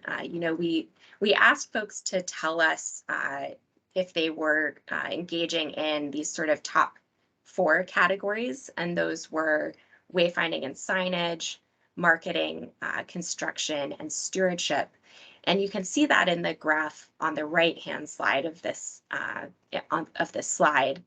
And I think it's important or interesting to note that wayfinding and signage really was the top activity that projects will be completing, followed closely by construction. And on the left-hand side of this slide, I've broken out a little more information about what activities are actually included in each of these larger categories. So for wayfinding and signage, there's things like trail system maps, educational kiosks, putting marketing for local businesses on that wayfinding and signage. Under marketing, there's website development, logo development, taking more professional photos of outdoor recreation resources, messaging development. In construction, there's a lot of trail building, park improvements that will be happening, pedestrian bridges that are being built, parking construction and improvements, as well as pump track building and skate park improvements. And under the stewardship bucket, a lot of work around trail maintenance, stewardship team coordination, educational programs, and signage, and signage about community natural resources. There were some activities that didn't fall into these categories, and that was for work around land acquisition, business development, and workforce pathway development, as well as trail use studies. All right, so that brings me to what's been happening since we made announcements about grant decisions. So as I said, we announced decisions on Wednesday, March 16th. Following announcements, we held a very well-attended press conference with the governor on Monday, March 28th, which some of you were able to attend. I think just for folks who weren't able to attend that press conference, it was really inspiring the number of recipients who showed up there. And after the governor gave his speech, he actually opened it up to those grantees to talk about the work that is being funded with our VOREC dollars. And it was really impactful to hear from the folks who are receiving funding about the work that they're going to be able to do. As we mentioned a little earlier, so the Department of Forest Parks and Recreation, the Department of Tourism and Marketing, and the Vermont Outdoor Business Alliance have been working on this guide in the May issue of Vermont Sports Magazine. I saw that Kelly posted a link to that in the chat, so I encourage you to go check that out if you haven't seen it already, or pick up an issue while you're out and about. And then I've been seeing a lot of coverage in local news media from just about individual projects and communities who are just excited to spread the word about what they're going to be embarking on. All right, so where are we now? So Mike mentioned earlier that we are experiencing some challenges in our business office just with staff turnover, which is transparently delaying our ability to execute grants. We are working with grantees to confirm project activities and budgets. And we're hoping early next week to send a message out with a little more information about what to expect. Our intent is to help grantees keep their work moving with as little risk as possible. So that update, we're planning to include information about grant agreements and processes and procedures that they should be aware of in the absence of a executed grant agreement. So lastly, and Mike mentioned this before, we have been watching the recommendation from the governor to allocate $5 million to the VOREC Community Grant Program. Things are, looking very good. It passed last night, but as Mike said, we don't want to get ahead of the governor, and there may still be some more conversations happening before we actually have access to that funding. All right, so with that, I'm going to stop sharing my slides and turn the floor back over to you all. And give me 1 second here to get reoriented. Yeah, and I see, Danny, you already have your hand up. I'll call on you in a second. The question here, is what jumps out at you? There's a lot of information in my presentation. I'm hoping that you all have been speaking with your outdoor recreation communities about the grant program. So what jumps out at you? We'd love to hear, what you think people are excited about, and what things might not have been funded that maybe we should think about funding in the future. So I'll look for raised hands, and Danny, just checking, I saw you put your hand down, so I want to make sure you're good, but I'll just double check that with you first. Hello, am I good? You're good. So Hardwick received a grant, and I'm a selectman here, select person. So we're really excited, but as with every grant or every project that the town has, our cost, our bids are coming back silly high. And it's going to cause some rebidding and some redesign, and there's going to be a lot. I believe every project out there that's right now is going to experience something along this manner. So are we going to be prepared to deal with that in grant extensions or whatever? I mean, inevitably it's going to happen to, I would say, every project that takes place this summer. So is there a plan for that? Thanks, Danny. So I'm glad you're bringing that up, and it's something we haven't had conversations about that yet. Our expectation is that we'll be granting the funding that we noted to recipients in their award letters. And that is currently our plan and the conversation that we've been having. But I'll open it up to others to chime in there. I would just mention, Jackie, that, yeah, Danny, we're feeling it too, like in state parks with we have vendors that bid on providing materials or services or this and that, and they're all coming to us saying, oh, MG, this is way beyond what we can't do that anymore. We can't deliver at that price anymore because of our costs. And that's the supply chain and other costs and fuels. So I'm just trying to say, yeah, same here. We get it. But as Jackie said, we're just starting to, I think we haven't really been able to think about, like, how do we adjust to that in this context, but we're going to have to figure something out. But we're aware of it and our experience ourselves. I think what is going to happen is what I see happening is a few of these projects may not happen now because of these. I mean, there's some significant cost increase and product availability issues that are going to make some projects. We're looking at not doing a couple of projects in the town just because of these things. Unfortunately, we had planned to. Thanks, Danny. Yeah, I think something for us, I appreciate you again bringing that up, and I think something for us to keep thinking about. Drew, I see you have your hand up. Go ahead. Just a couple things. I mean, one thing that kind of jumped out was the topics that the grant recipients were applying for, whether it's marketing or stewardship or construction, and just sort of having my eyes on the local project here in the Mad River Valley. It seems like they're doing a little bit of a couple different of those areas. And so I think that's maybe something to kind of consider in terms of how we reflect that going forward. Because it's, so much of outdoor recreation projects touch on a lot of different areas. So I just thought that was kind of interesting. The other thing I have heard from our local grant recipient was, and I think it's been addressed internally by them, but there was initially some concern about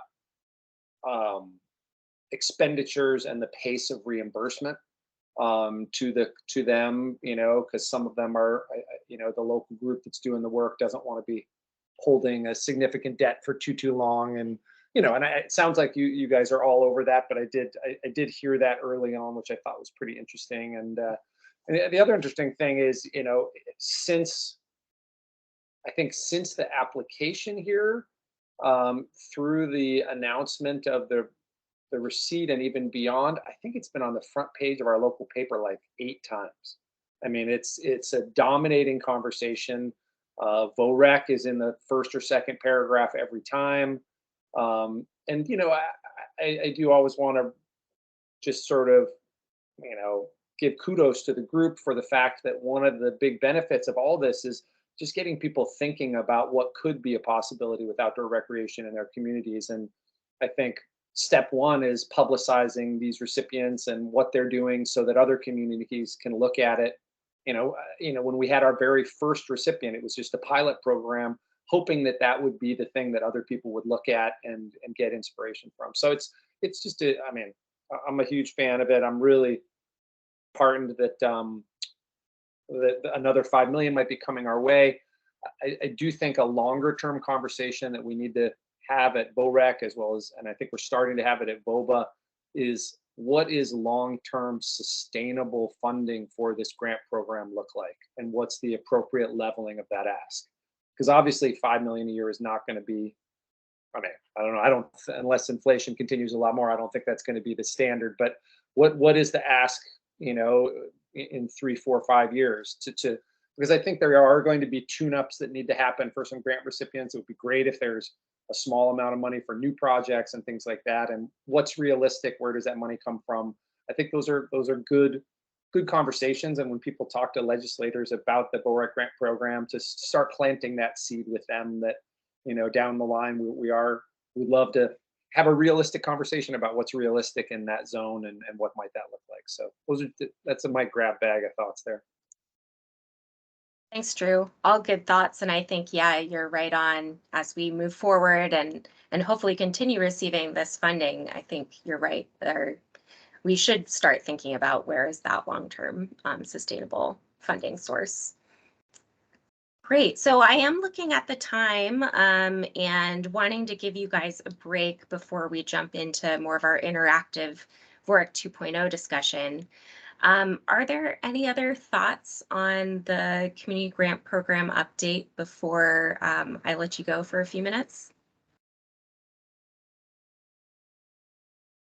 All right, and hearing none and seeing no hands raised, I am going to go ahead and give you guys let's say 5 minutes for a break. So that would bring us back at I think let's say 10:53, 54. Let's just say 10:55. I'll see you then. See you guys soon.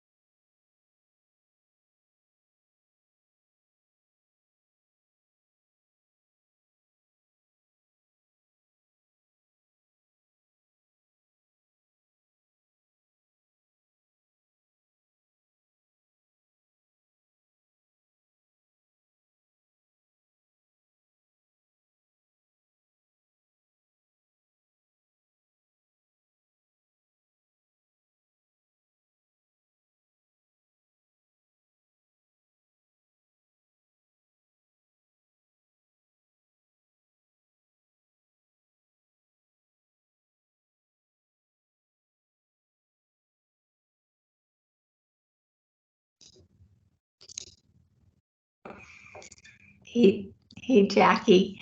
Before others join, Hi, Kelly. just hi there. Just before others join, then I'll hop off. But I'm glad you're going to go to OR. Maybe we can talk at a meeting. I was just looking to see if we have one soon, where we can touch base on a few things. Yeah, I'd love to do that. Definitely. It's a recent decision, so Okay. yeah, Yes, I was like, connect more oh, on that. yeah. We do have the 2 Vermont companies going. I saw Dagan and at a conference on Wednesday, and so that's great. But I'm sure there are some other Vermonters, but also other states that I'd love you to connect with just to build the relationship, as you probably are already networking with folks from the state offices. Yeah, that sounds awesome. Let's chat. Okay. All right, everyone. Well, as you're coming back, if you can go ahead and turn on your video to let me know that you're ready.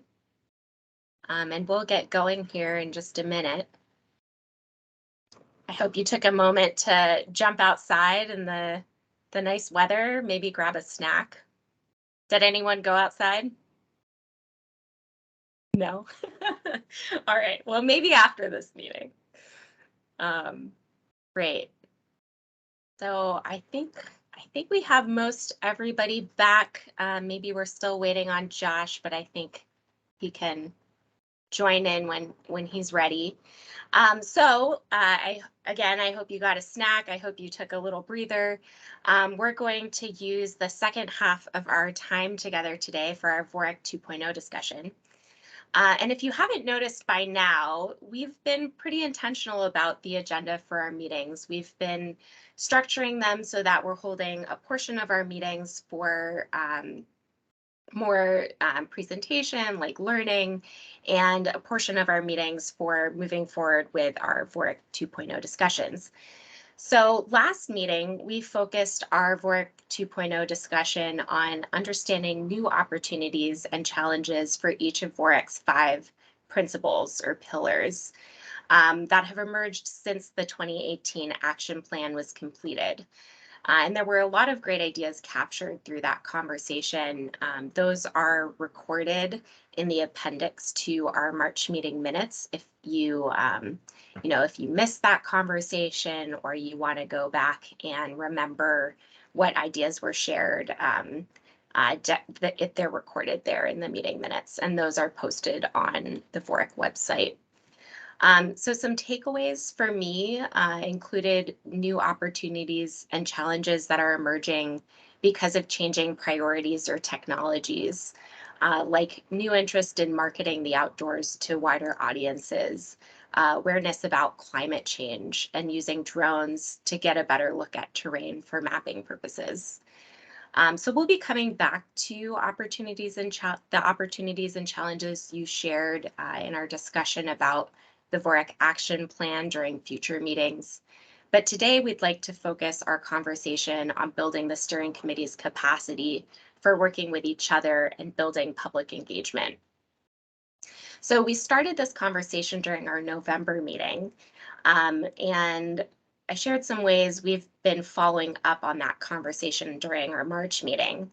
And since then, we've been continuing to move forward. So it's really, as I mentioned, really excited. We have a regular bi-monthly meeting time on the calendar now. I'm hoping that that provides you with some clarity and expectations around scheduling. And I've been working on our bylaws and charter to make sure that document is reflective of our current expectations. So we're getting close to being able to share that with you, and I'm hopeful that we'll be able to get that out to you for a review between this meeting and our next meeting. So I'm going to jump into our conversation for today.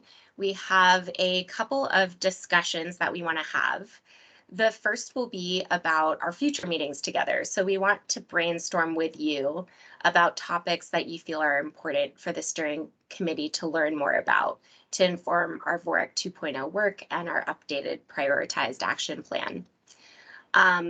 We also want to gauge your interest in different meeting formats. You know, we're coming out of the restrictions of the pandemic now, and I'm sure many of us have been engaged in hybrid meetings and had that experience. So we wanted to take a moment to talk with you about, have you noticed things that work really well that we should think about for our meetings together? And then the second conversation we want to have is about the VOREC website. During our March meeting, started to prompt this conversation just about the website, and that there is a real opportunity to make that a better public engagement tool. So we wanted to start that thinking here today with the idea that we can build a foundation for maybe a smaller group that looks more directly at that website. All right, so the way this is going to work, I'm going to share my screen and take notes in PowerPoint. The questions will be up on the screen so you can see them, and then I'll take notes so we can all see what our contributions are. I'll be looking for raised hands and calling on folks as you have things you want to contribute, or you can go ahead and drop your thoughts in the chat. All right, so let me get set up here. And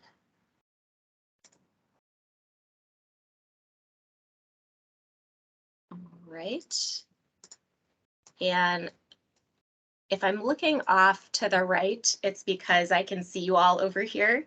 And I'm going to take, and hopefully you can see the PowerPoint slide on my screen.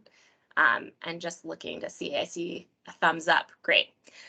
So the first question we have here, again, this is about, our sort of work together as a steering committee. What topics should the steering committee learn more about to inform our work on VOREC 2.0 and the updated prioritized action plan? And I'm opening the floor up for anyone to jump in and looking for hands or people unmuting.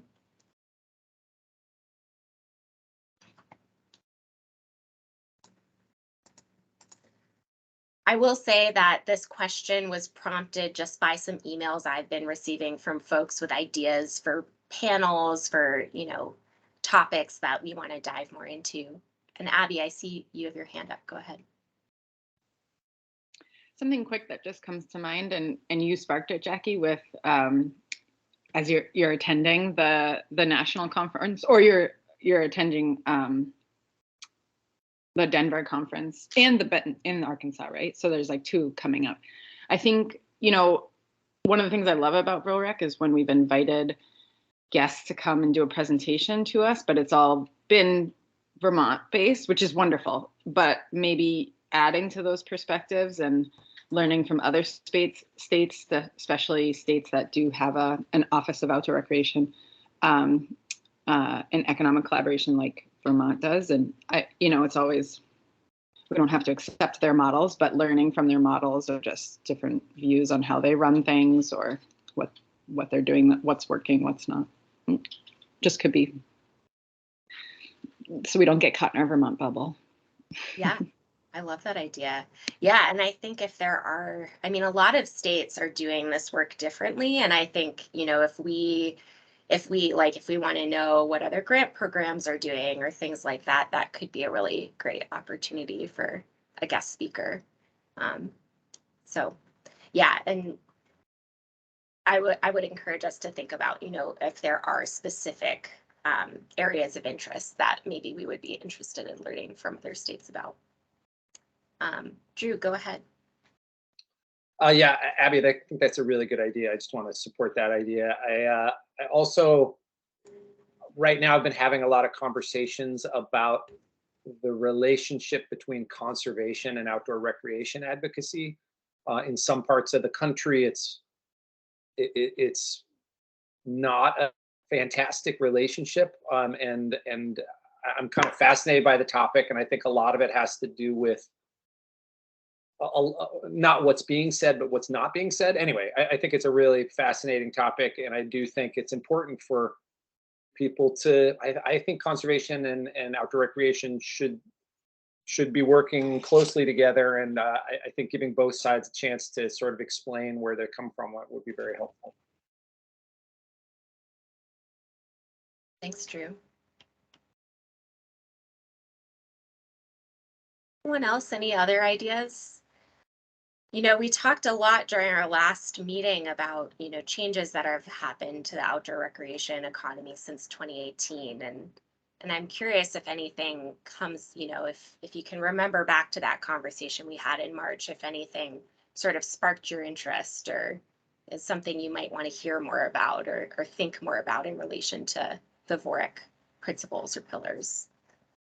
I'll jump in because I think I still had my hand up, so I'm just going to jump in on that. I saw an amazing presentation at a bike conference a month ago about how it's not really e-bikes, it's e-everything, and you know, whether it's ATVs or snowmobiles or lawn machines or bikes or cars or things like that. And I thought that was a really interesting topic and might be an interesting way to have a conversation about not just e-bikes, but you know, let's talk about e-infrastructure for all sorts of things. And I thought that was a really, really fascinating. I also, another topic that's, you know, since I'm just blabbing away, another topic that is really popular right now is re-commerce and used gear, as opposed to just new all the times for everything. And I think some of the data that's coming out from, particularly in the hard good market, is that products are being sold 3, 4, 5 times after their original owner, and how does that sort of affect and impact the, you know, the general economy? You know, I mean, I think there's just impacts there. It's an interesting big topic. Thanks, Drew. You're not seeing anything else in the chat. Anyone else have thoughts here? Other topics of interest? Fraser, go ahead. Yeah, I have 2, and one was sparked by what Danny, I think it was Danny, commented on earlier, which is just the realities of supply chain and inflation in the next 2 years, maybe probably longer, and what that impact might be or not be to what we're trying to achieve in our role of supporting these communities, our grantees. And then the second topic is on equity and inclusion and how we can bring those ideals into what we're doing. thanks, Fraser. Great. I've got one here. I don't know if it fits here or somewhere else, but sort of related to what Drew said, just about you know, outdoor recreation and conservation. And I'm taking it even one step further, the impact of such successful communities that are so successful in promoting their outdoor assets that they become so unaffordable for folks to live, and to sort of driving out the, you know, the sort of local community. And what can the outdoor recreation sector do to give back to help address some of those impacts? I mentioned this to Mike a week ago or 2 at the State House, that I was at I went to a mountain bike event that was raising money to help the homeless shelter in the community. And, you know, when people are showing up with $5,000, $6,000, $7,000 bikes on their car day in and day out, and it's pretty easy to go to an event, you know, whether it be a race or a scramble, whatever, and sign up $30 and the money goes to an event like that that is addressing the impacts of such a successful outdoor rec economy in a community, instead of what I see most of the time are the events sort of give back to their own cause, you know, whether it be trail building or furthering the very sort of folks that are privileged to participate in these sports, and that maybe to change the feeling out there that this successful outdoor rec and wealthy people to participate in all these sports are actually changing our communities in a way that is making them unaffordable, there should be some focus on using these same events and the same desire to participate in these sports that often do require you to have some resources and some income to give back to some of the causes and reduce some of those impacts, mitigate them. I don't know, not really saying it very clearly because it's a lot packed in there, but something I've been thinking about more. Yeah. And I'm curious, Josh, like, can you think of any examples of where that's been happening, where, there are recreation communities or organizations that have been giving back to communities and helping to, kind of think about this affordability question? I'm sure there is, but I mean, this event that I went to, it was, I happen to know the executive director of the Homeless Prevention Center. He mountain bikes, he's been involved in this sort of stuff. And he invited me to come, and, my role as Commissioner of Housing, and had the first annual event at Pine Hill Park last Saturday.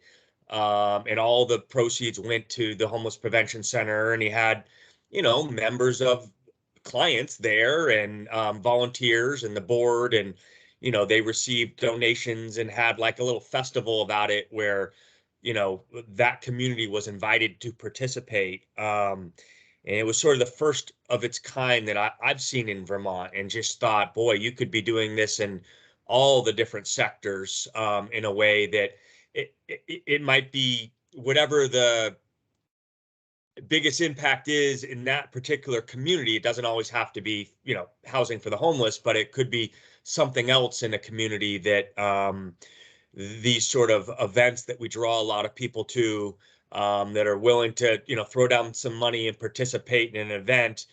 Well, maybe the proceeds should go to something bigger than their own industry that is more about, giving back in a way. Great. Yeah, thanks, Josh. Drew, I see you've had your hand up for a little while. Go ahead. Well, only because Commissioner Hanford sparked an idea in my head. I thought it was, I totally agree, Josh. I think that's great. And my suggestion is kind of a tangent off that, which is, it would be great to explore how our user groups I'm trying to find the words for it, can go outside of their bubble and we're either work together with other user groups or with community groups, as Josh said. I think there are, there's a joke that we have in the Mad River Valley that, 1 out of 3 people in the Mad River Valley is the executive director of a nonprofit. There's so much good work going on. It would be great to explore how we can bridge some of those gaps, maybe provide some synergies, maybe we can do some public good. All those things I think would be an interesting conversation to have. And I think doing it within the outdoor recreation community would be a good place to have it. Yeah. Yeah, you're actually, that's a great point. And I actually went to an event that Craig, Vermont did for Green Up Day with the town of Bolton. And what you both are talking about, that might be a interesting example of how people are trying to do that. Drew, are you good? Do you have another contribution? I see your hand still up, so. I'll put my hand down. Okay. There are definitely, I think, when you're looking at for comparables in those areas of outdoor groups working or outdoor events that are working with key topics. I mean, there are definitely examples from around the country. I mean, one event that I know of in West Virginia is, I think they're on like,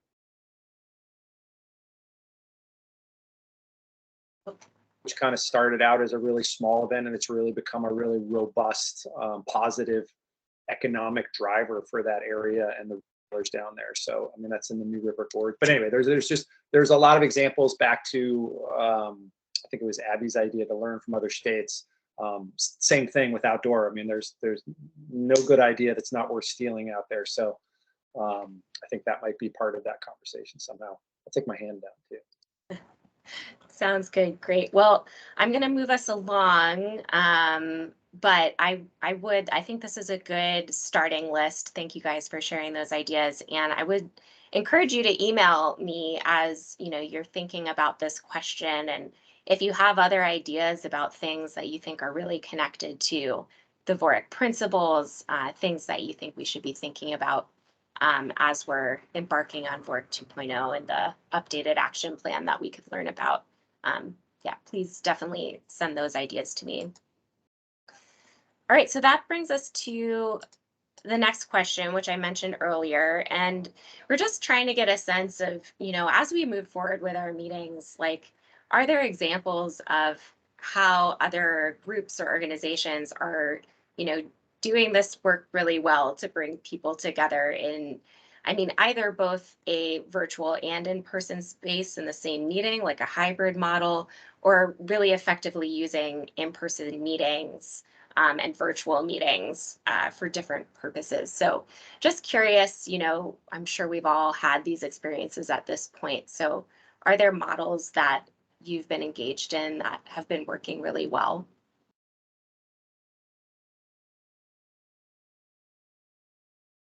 Abby.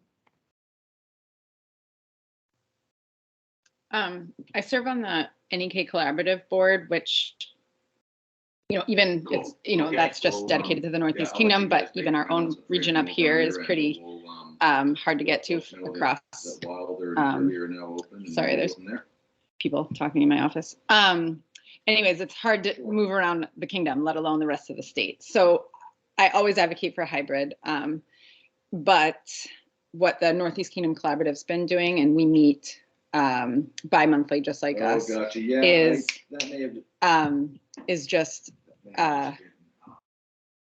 all Zoom, and then we have like quarterly, I think we're having, so at least 4 times a year we're having an in-person, or like other models would just be like the one big annual would be in person. It would be a full day, so it's worth the time if people are going to spend travel. Maybe it's in a central location, but then the rest are hybrid options or just Zoom if they're going to be shorter, more normal regular meetings. Great, thanks for sharing that example. Drew, go ahead. I support as well some sort of hybrid model. Where there are a couple, well, here's the thing is I actually have been to a number of meetings that are hybrid models where there's half the people in the room and half the people that are Zooming in. And the meeting is just about the people in the room. Like, it's really hard to really be engaged from Zoom with a bunch of people in the room who are reading each other's faces and really quite present. But perhaps, I think we all long for the days where we had these VOREC meetings in locations around the state. And if those could have had a Zoom component to them, it would have been great, because other people could have listened in to some of these interesting conversations. That said, I think it's still really key to, if we're going to do those meetings around the state, to have some people in the room. And maybe it's something where we set a quorum, like we're going to have a remote meeting, but we need to have a guaranteed 4 people there or whatever, so that we know we have some live bodies, and then everybody else can Zoom in. Would be great. And then maybe make those different from actual working membership meetings of VOREC, where we either strive to be, honestly, either in person or all on Zoom. Like I said, I find it, the hybrid meeting, I find is just not really an equitable platform for everybody to converse. I'd rather have it be just one or the other, to be honest. So. Yeah, thanks, Drew. I think I have experienced that half and half meeting model as well, and agree that it's really hard for both sides to engage really adequately. Danny, go ahead. I would agree with that. We put at our office, we have a monthly board of directors meeting with, we have 30 people on our board from all over the state. So, we invested some money in a system with microphones and a camera and a big screen, couple big screens. But at best, I agree with absolutely what everyone says. It's still 2 different meetings. I certainly advocate for in-person all I can, and we do have that facility that we would share. So if we wanted to run a hybrid, my office is easily accessed, plenty of parking. So. Thanks, Danny. That's great to know.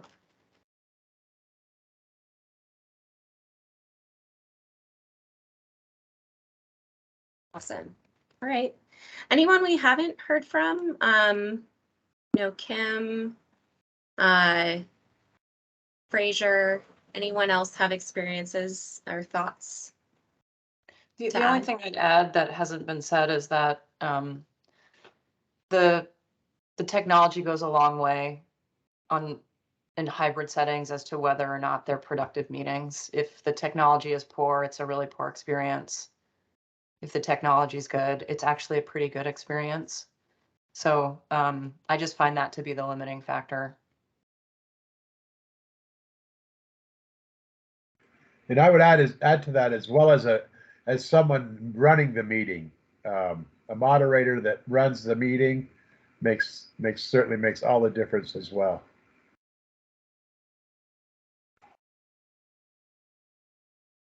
Thanks, Danny.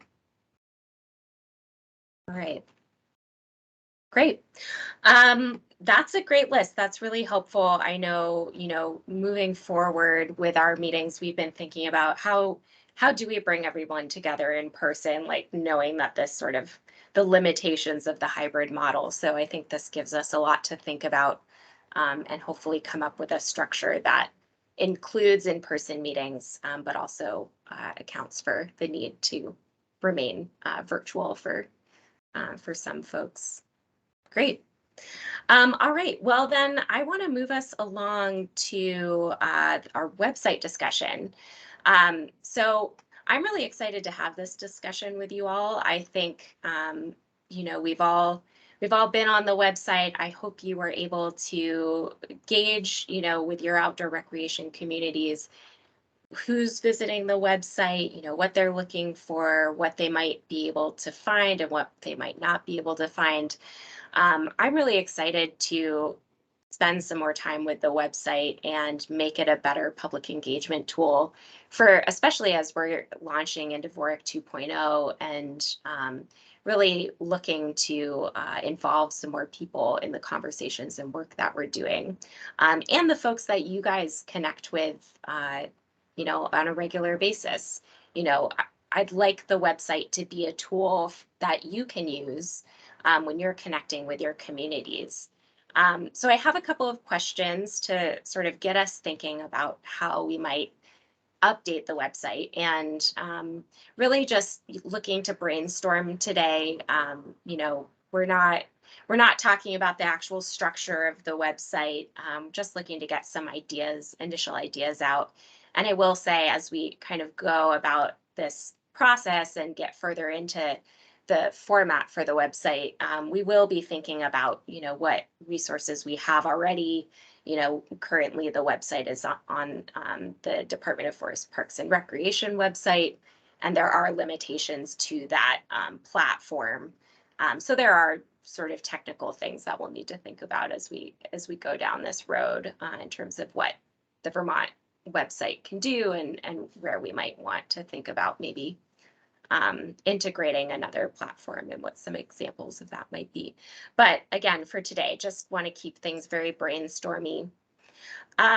So thinking about the website, who is currently visiting the VOREC website and who do we want to visit in the future?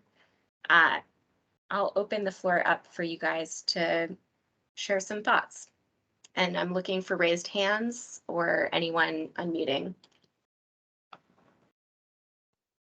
Drew, go ahead. Yeah, it's funny. I think one thing that might not be so obvious is one of the main audiences for the VOREC website is the VOREC membership of the steering committee. Sometimes I go in there and I'm poking around looking for certain things, and I feel like I should know how to find everything, and I don't. And it's hard to kind of wade through sometimes. I also think another important audience for it, in addition to just the general public, are legislators and elected officials who are looking to swoop in on it and understand a bit more on that as well. And obviously, Vorak Grant applicants is a huge one for sure. And I wonder if there should be some sort of not to just add more ingredients to the pizza, but something that's just sort of some general, what is outdoor recreation? What is, what are the general benefits that aren't just 100% related to exact things or minutes from meetings and things like that. Overhand. Yeah, and I will say we will get to key information key messages and information that we want on the website. That's another question I have. So Abby, go ahead. I think Drew probably put it more eloquently when he said legislators, but I was thinking of our question we had earlier about how we're going to make our grant program and our funding opportunities more sustainable for the future. And, maybe I have more of my nonprofit brain. Funders are looking at our website, and I won't jump to what needs to be on the website in order to do that just yet. But I think, our main funders right now are the legislators. So they need to, when they go, they need something enticing to look at. But I think Vermont Trails and Greenway, like I just shared in my update, we had the same heart to heart this year. A lot of people don't know what we are, and we needed to create something with quick, with bullets and clear, to get in the face of legislators. All right, other audiences that might be visiting our website or who we want to visit in the future. That's a great question, Fraser. Caroline, I'm wondering if you can drop the URL in the chat. Great. Other audiences. Are there members of the public you all think that we're doing really well at engaging right now? Are there members of the public who are not? Are there other audiences for the website that we haven't talked about yet? Possibly it would be user groups. I mean, that is definitely, a local climbing group or a local backcountry skiing group or whatever it might be. I mean, they're looking for how do they get involved, as well as just general background, I'm sure.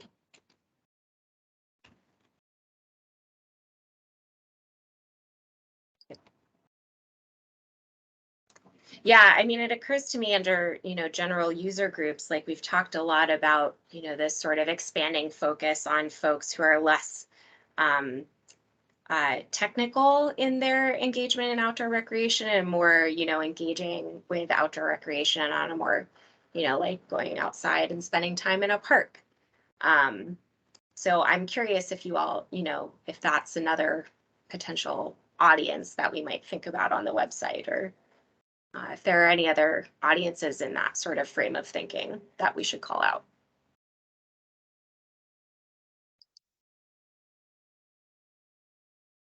Well, I think, that's interesting. Would that be a group, or would that kind of fall into just an explanation that outdoor recreation includes all those things, and, that they're, 100% encouraged and part of it, even if you're not a part of it, like, maybe it's just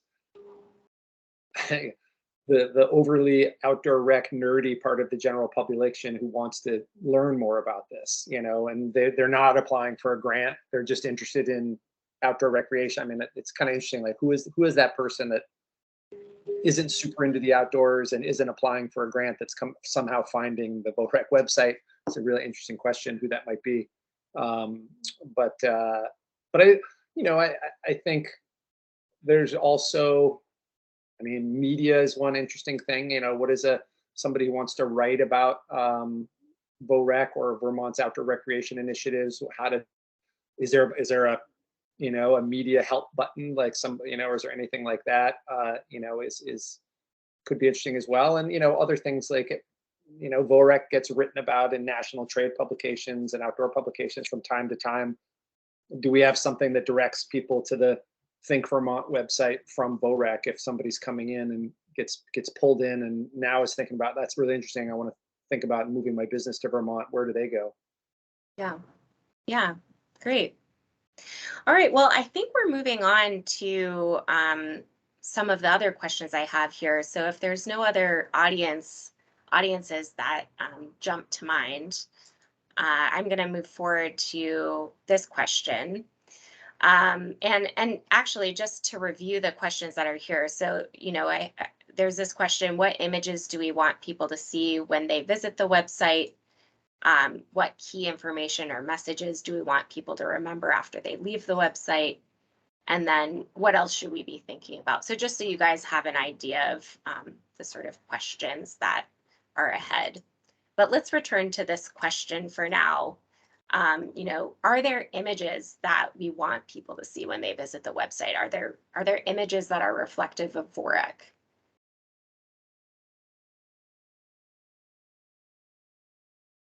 Well, that's a really, I would almost put in, there's also, it might be what images do we not want them to see, you know, and I think one of the tricks with general outdoor recreation advocacy is if you're going to represent one user group, you need to try to represent them all. And so I think it might be almost easier to not put a photo of one single activity on there unless we're going to, you know, double down and make it super balanced. So that's a little tricky, I think. Yeah, it's a really interesting question, though. Abby, I see you have your hand up.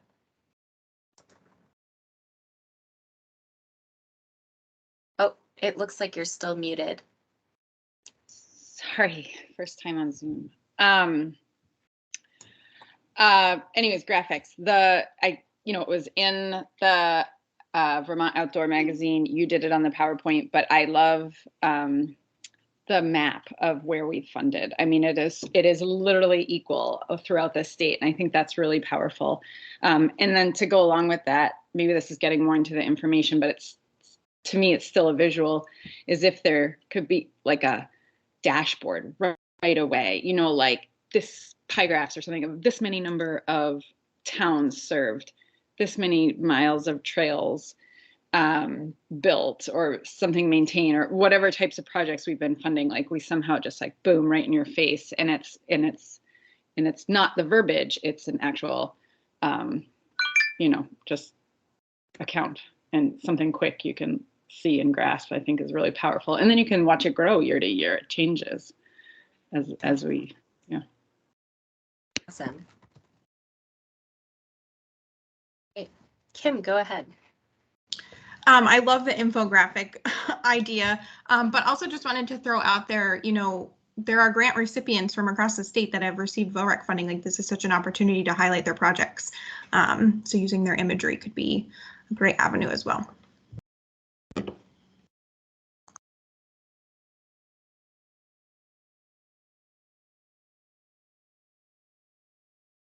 I see, Mike, you have your hand up. Go ahead. Thank you. I wondered, just listening here, I just wondered if there's some place where we could graphically and perhaps geographically convey the membership of the stewardship committee. So logos of our committee members, where they're from, I don't know, somehow a graphic that, you know, is about the steering committee, and it's an image or a group something or other. I don't know. I was thinking of more than just like a group photo or a org chart, more graphically, kind of like through organizational logos, et cetera, that we just have a collage of the current representation of the steering committee and what it represents and its geography for consideration. Yeah, Drew, go ahead. Yeah, just building on what everybody's saying, it is kind of interesting that this conversation has kind of become about the Vorak Grant program website a little bit.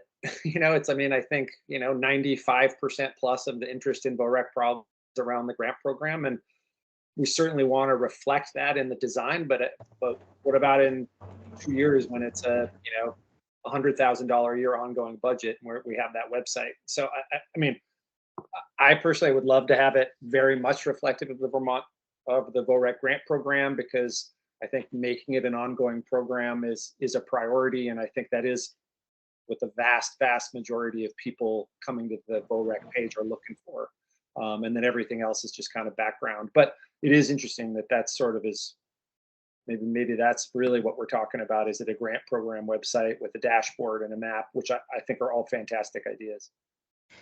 Yeah, and thanks for calling that out, because we do have a separate grant page or page for the grant program. So I think, certainly connected, and there are opportunities to highlight, high level information about the grant program on the VOREC website. But, we may, like, something I've been thinking about is, you all are resources for your outdoor recreation communities. If you give someone the VOREC website, what do you want them to see when they come to that website? What do you want them to visually, like, what do we want to visually reflect when you say, visit the VOREC website, learn more about what we do? Like, what would you want them to see when they land on that page? And it might be the grant program, but it might also be information about the steering committee or. Right. I totally agree. I mean, really, it should be just about VOREC, and the grant program should be /grant program or whatever, and have the grant program be the dashboard and the map and all the other stuff. But if I was sending somebody to the VOREC page, I want them to see the very specific what is VOREC.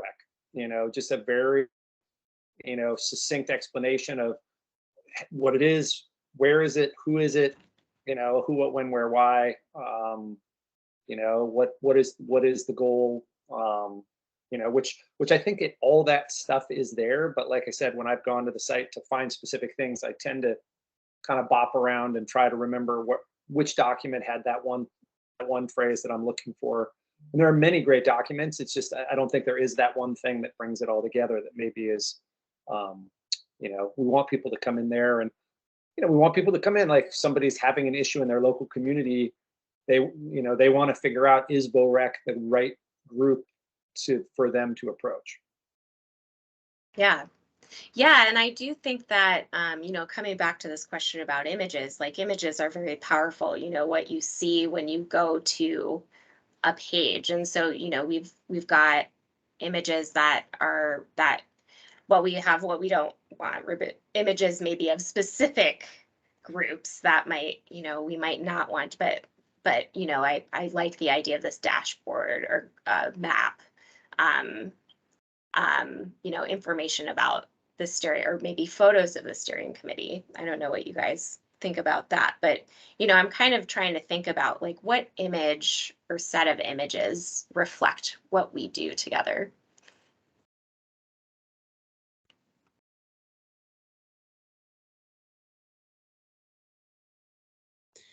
Jackie, I agree with what everyone has said here. There's a lot of different images, whether infographics, word collages of the various VOREC pillars and principles that could be put together and turned into an image that even maybe is filled in with the VOREC acronym. Like, you could take those images and take all the words that define what we do, and it's embedded in the acronym itself. There's all kinds of creative stuff. But I've got to actually hop off here in a few minutes for another quick meeting before 12. But I just want to thank you for bringing this up. Like, this is not, I didn't really expect that, get into this, but, opening the whole board and everyone's discussion around kind of how a website serves us and who's involved, and opening it up can be a whole work item unto itself, and can create some, a lot of differences of opinion. But I think it's important, and I'm glad that you're having this discussion, because looking between the two pages, the grant page and this page, I think there's definitely some work we can do here to better reflect the great work, and images that are not just of very wild places, but images that bring in that other principle of, there's a community involved here, there's people involved here, there's our stewardship of the resources, and then there's activities that we do, a variety of images that reflect that sort of work, is all good stuff. That's a great point, Josh. I think, as opposed to connecting the images to activities, really connecting them to the VOREC pillars, is a really good idea. You know, that is public health and equity and economic development, and so that we're, you know, and I did, you know, if you conceivably, you know, once we're 40 years down the line, we'll have extensive initiatives in each of those areas, and that might be your entry point into a deeper VOREC kind of place. Awesome. Yeah, that's great. All right, well, I'm going to move us along to our next question. I think we have a good list going here. And thanks, Josh, for and thank you for being here today. And definitely feel free to catch up on the rest of this conversation in the recordings and notes. All right, so the next question I have, and we've been getting into this, is, you know, what key information or messages do we want people to remember after they leave the website? And Drew, I think you were getting into this a bit with, you know, succinct sort of who we are. But what are those messages? Like, what do we want people to see when they visit our website? What do we want them to know? And what do we want them to take away once they leave the website? I think we want their input. You know, how do we, you know, how do they contact, how do they attend a meeting? How do they send us a note? You know, I think that's, you know, how do they let us know what they're up to? I mean, grant stuff is key. You know, how do you apply for a grant? Who are the previous grant recipients, et cetera, et cetera. But I think some sort of contact point is key for sure.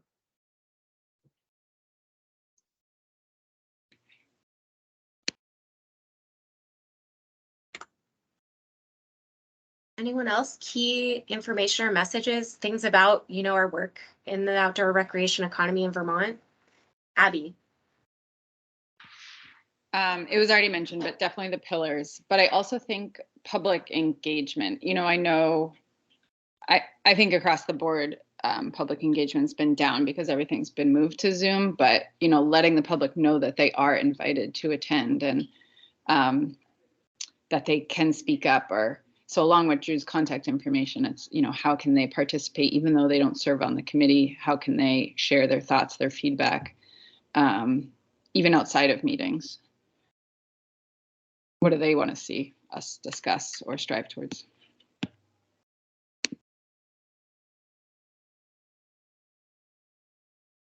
That's a great point. All right. Well, I know we've lost a few folks and we're a little bit smaller of a group. Just, you know, want to make sure we capture all the ideas here. You know, Fraser and Danny, you probably are the most recent to visit the VOREC site and look into it as we were talking to you about joining the steering committee. I'm curious, you know, if you felt you were able to find the information you were looking for, if there were things that you had to dig for that you really wanted to know more about. I just open it up for either of you to chime in with your experience visiting the website for the first time. So I don't have a lot of context in which to answer that question because I haven't spent a ton of time there. And I was just scanning while I was listening to everyone's feedback. And so while I'm not in a position to comment on the content at this point, the only thing I would say is kind of as a first impression is easeability of use and how things are organized. And there's probably some opportunity. You know, right now it seems to be, and again, I haven't been there a ton, just one long list of things. And so you're just scrolling until you find what you want. And so there's probably opportunity for some maybe upper nav buttons or things that can really direct you right from that first page to go where you want to and or need to go. So just in very early on, that's my feedback. Great.